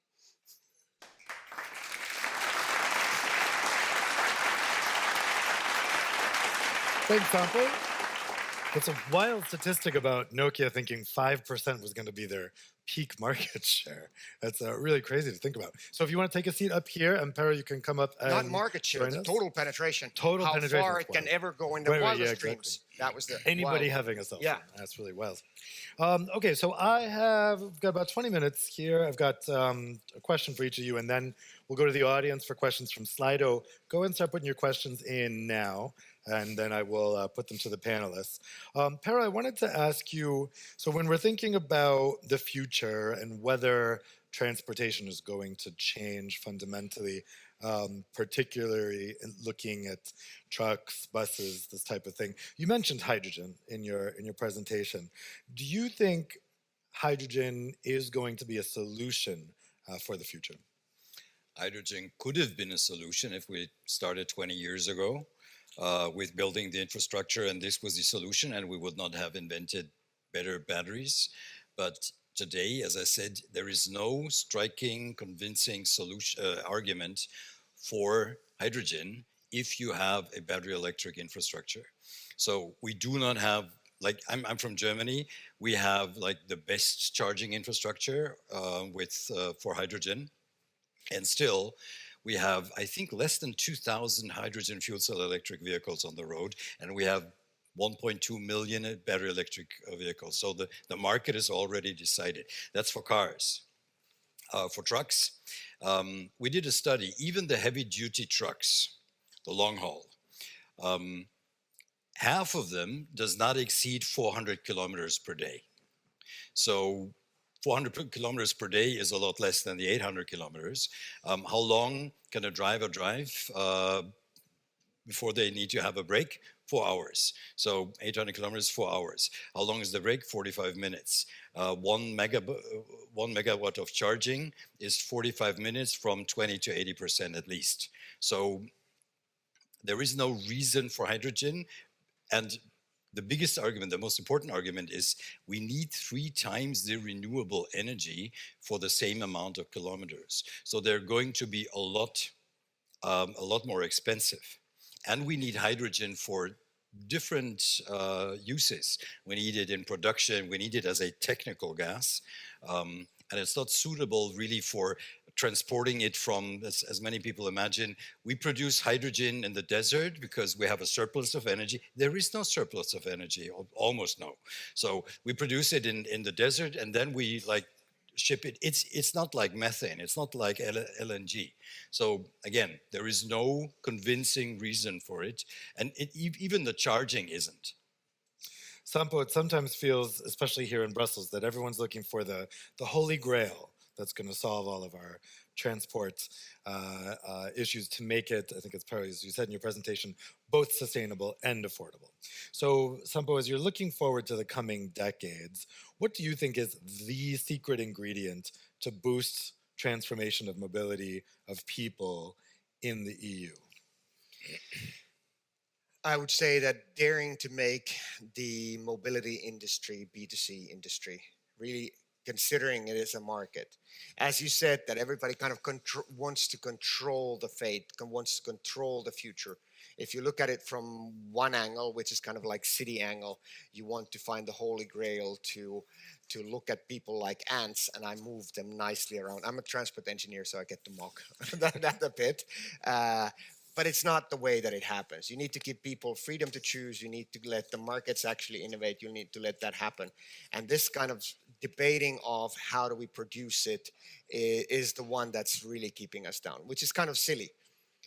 In the interoperability that I heard previously over here, it's been a bit of a silly because I actually do that, and I've done hundreds of them, and I've not done thousands of them, never for the reason of technical. It's the ecosystem part of non-willingness to actually get things moving. What do you think gets us past that non-willingness? Sad to say as a startup CEO, but it takes political leadership. Yeah, I know. I lose all the credibility by saying that, but that's how it is. Roaming didn't really happen by the industry. It happened by a push. So having a vision of how the markets work is also pretty good for businesses. You can then predict what to do if the market is stable, and it's shown that this is how we go about it in the EU. Now there are like all kinds of different models of this and that and that. Pero, sometimes people make the argument that if whatever sector becomes overly dependent on technology, it's harmful to SMEs and helpful to the big businesses that can afford that technology. Do you think small and medium-sized transport operators, both in mobility and in logistics, will still exist beyond 2040? Is there a risk or a probability, if you want to think of it, non-judgmentally, is there a probability that all of this new technology crowds out the possibility for SMEs to participate in this space? For technological, economic, and psychological reasons, small companies usually and more fall behind in productivity behind the larger ones. That's almost like law of nature. Will there be the small ones? Yes, provided that they are not alone, provided that they are part of a network, provided that they are part of a franchise, provided they are part of a corporation. If they're the romantic 2-3 truck business, will have a hard time. Sampo, it was interesting in your presentation. So you showed the concept, right, where you could on your smartphone see all of the different forms of transport available to you that go well beyond just private car ownership, right? And yet, as we know, the model of private car ownership is deeply ingrained in not all societies, but a lot of societies, certain societies more than others. I'm from the United States. It's deeply, deeply ingrained there. I would say most of the people I grew up with have never been in public transport in their life. That would be unusual here in Europe, at least in Western Europe. Do you think that the concept of private ownership of mobility for people in the EU can disappear over the 3 decades? And if yes, what impact will this have on the way that the commercial road transport industry serves its customers? Well, first of all, to the kind of notion we tend to have, I've given over 2,000 speeches about this, and I always get this thing that, we in US, we in Sweden, we in Finland, we just love to own our cars. And never is it really true. It's only true for the 40-plus men, actually. Let's face it. This is the reality. Even in US, for like 2 decades, the younger generation gets older and older getting a driver's license. So the dream of getting a driver's license as fast as possible, that might be about there. Getting a car, not really. It's more and more you start seeing they want to postpone buying the car as much as possible.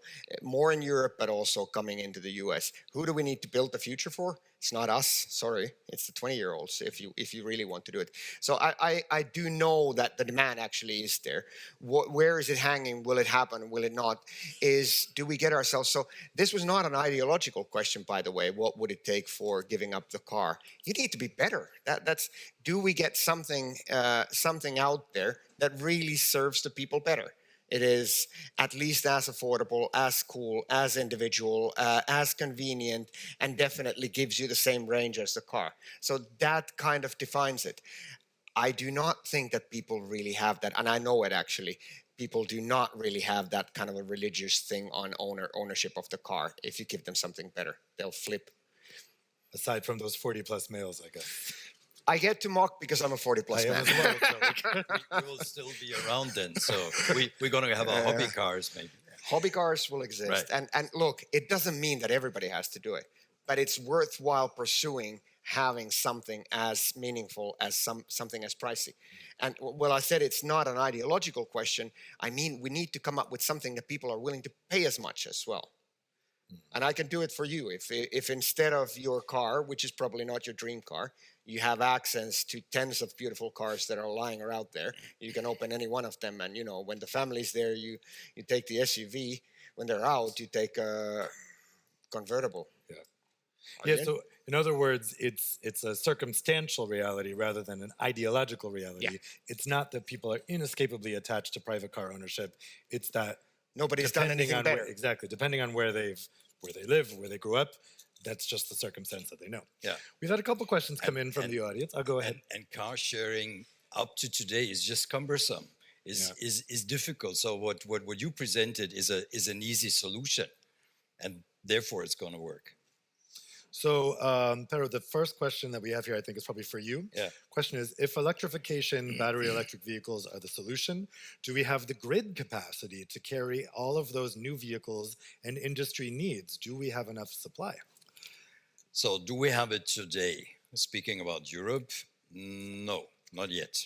Speaking with all those utility providers, they are pretty relaxed. When it comes to the capacity and to the grid. In the worst case, and we calculated this, not just we, others calculated this for Germany, the worst case we need 20% more electricity if we electrify the entire fleet of Germany, which is 45 million vehicles. So the 20%, we've seen how much we save when we stop mining, refining, and distributing fossil fuels. So for every liter of diesel, there is, people argue about that, a couple of kilowatt hours that we need to produce the liter of diesel. And if we use this kilowatt hours in an electric car, we would have already half the distance that the diesel provides. So it's going to be a transition. So the grid and the quantity of electricity is not really a bottleneck. We will see and we will live through a transition period, but that is not the problem. And if it is a problem, then it's even more a problem with e-fuels, and it's even more a problem with hydrogen. Let me put this, the second question there for you, Sampo. So it's about lithium. Most lithium comes from Australia, Chile, and China, which also dominates in processing lithium and making batteries. Can the EU be at the forefront of electrification? This is a concern we hear a lot when we don't want to replace one dependency for another. We don't want to replace our dependency on Russian fossil fuels for a dependency on raw materials from China. What's your perspective on that? Well, coming from Finland, I know that there's actually quite a lot of those. So yeah, maybe we can get lucky as Norway did at some point in all of this. Of course, this is an issue of the raw materials. Somehow, I would like to kind of think of it also in a way that EU never was really the best in the raw material kind of thing. We were always in refining. My much bigger worry for EU is that we become a raw material kind of area where our innovation, our markets are not the ones that are driving things. Our consumer markets are not the ones that are the most advanced ones. We've seen that a lot in quite a lot of changes, that they start coming from left and right in here, even though we have the early innovations. So Perry, here's a question for you. Based on the future perspectives given in the presentations on battery development, do you see challenges related to special purpose vehicles, such as those involved in snow shuffling, snow plowing, on roads in rural areas during the winter season in Scandinavia and other parts of the world. If I may first add to the lithium Yeah, question. Sure. So most of the lithium is refined in China. So one is mining, one is refining. Right. The United States has enough lithium to electrify the entire planet, US alone. Bosnia has lithium, Germany has lithium, Finland has lithium. Lithium is pretty abundant. Even in the oceans we have it. And if lithium, again, we need 30% of the lithium for all the electrification, including the stationary batteries, for the entire planet, 30% of what we know today. And the more we look, the more we find. So in like the last 10 years, lithium reserves didn't go down. They went actually up because we found more. That's one thing. So, but is Europe going to be at the forefront? I'm with you. No, because we are still too slow, and I don't see the factors that are going to change this. Special purpose vehicles, there is no real reason. We worked with Liebherr, built one of the those big machines, and they say, well, we build machines for men, for real men. So these are big and these are diesel. And they're just and they really refuse to like think about battery electric vehicles, because battery electric sounds for people like weak and like nothing really. No, it's not. It's absolutely viable. And the ranges that those special purpose vehicles need are pretty minuscule compared to what is possible. And the temperatures, LFP batteries and LMFP batteries are not like the regular lithium-ion NMC batteries. They're way less prone to malfunction in cold weather. And heat pumps change the game too. So there is no real big loss anymore as we had it 10 years ago. It's a lot about changing perceptions. Right. Let's do the last question now. Very simple one. Sampo, it's for you. What is the future of data privacy? As you outlined that whole model there, doesn't that necessarily require people giving up a little bit of their personal data to get those tailored transport solutions? Yes and no. But how I see it is that we think of this with a bit of an old-fashioned glasses. Data privacy really, well, there's different parts of it, but mostly it became an issue when we got something for free, and in exchange we gave our data. That became the product, and whether it's Google or Facebook or others, they will then make that give us stuff free. Now, if I remember the average revenue per user for the highest one, I think Facebook gets about 20 cents a month from us for selling our data, and it's actually the value of the data is per person is more or less going down. People spend hundreds of euros, for example, into mobility. I think this was just a temporary phase where data is sold behind our backs. It will go into, if I'm your mobility operator, you pay me that 900 euros. Would I make you angry by selling behind your back for 20 cents your data? I would not. I would make sure that this is a thing that I will not break at all. So your data is no longer the product. So I think we will get to it also with the business logic, that it's one of the most profound things, that it's with the person that actually owns everything. You decide then where do you open it up. And well, I think we're hearing some of the sounds of the rehearsals for the Omegang outside, which we may have a nice view of those rehearsals during the networking drinks, which would be very cool. But that's all the time we have for the panel. How about a round of applause for Sampo and Pretto? Thank you both so much. And so now the three of us are going to vacate the stage, and I'll welcome back to the stage Raluca and Umberto for some closing remarks. So Raluca and Umberto is now Raluca because the Secretary General kindly assigned me the task. Because as you can all hear, and as Dave said, there is big celebration going on like out there. So it's celebration time.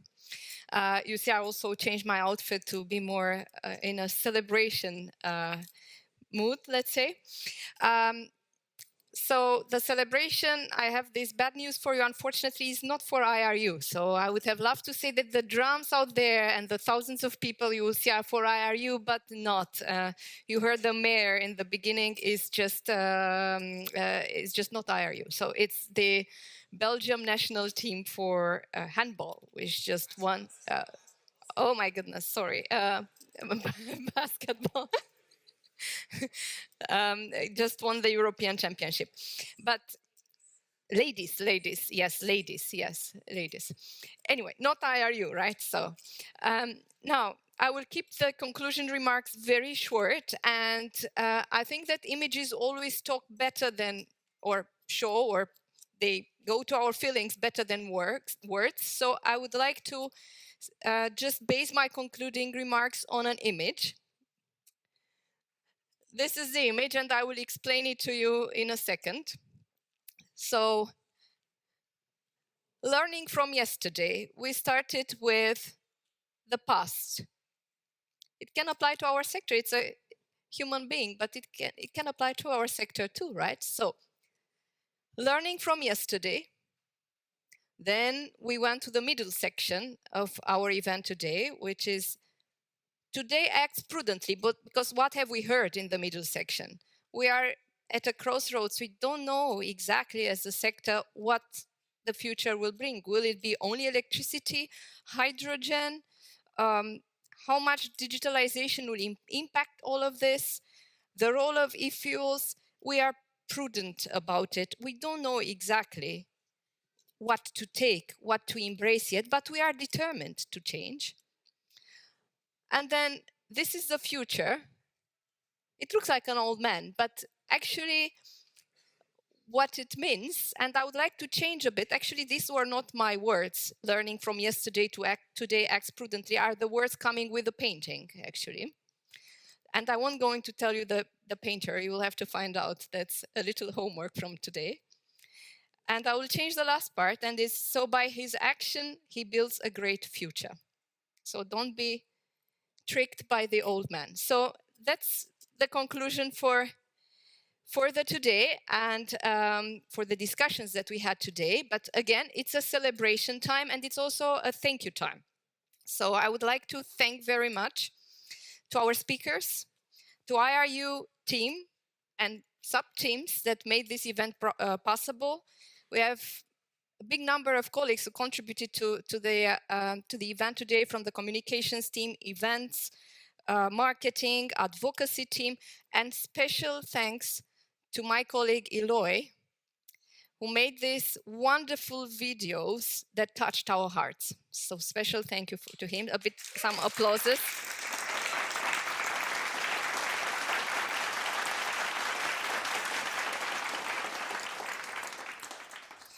To the audiovisual team, who's today with us.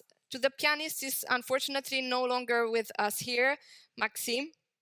And of course, to all of you who decided to spend your day today with us and join us in order to celebrate this special anniversary together. Thank you very much.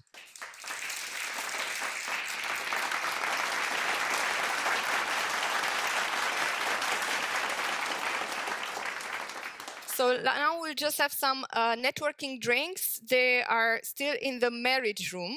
Very nice, no? The marriage room. So you see where people marry in Brussels, at least those in living in this. I didn't marry here, but anyway.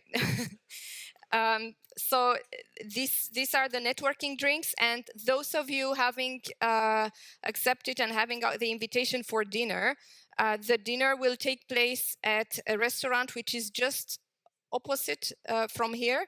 So hopefully you will find it. And normally it starts at 7:30, but try not to be too late because there will be a lot of people in the square, and at some point the city hall warned us it will be quite difficult to get out of here. So we may be trapped. Thank you so much. Enjoy your evening.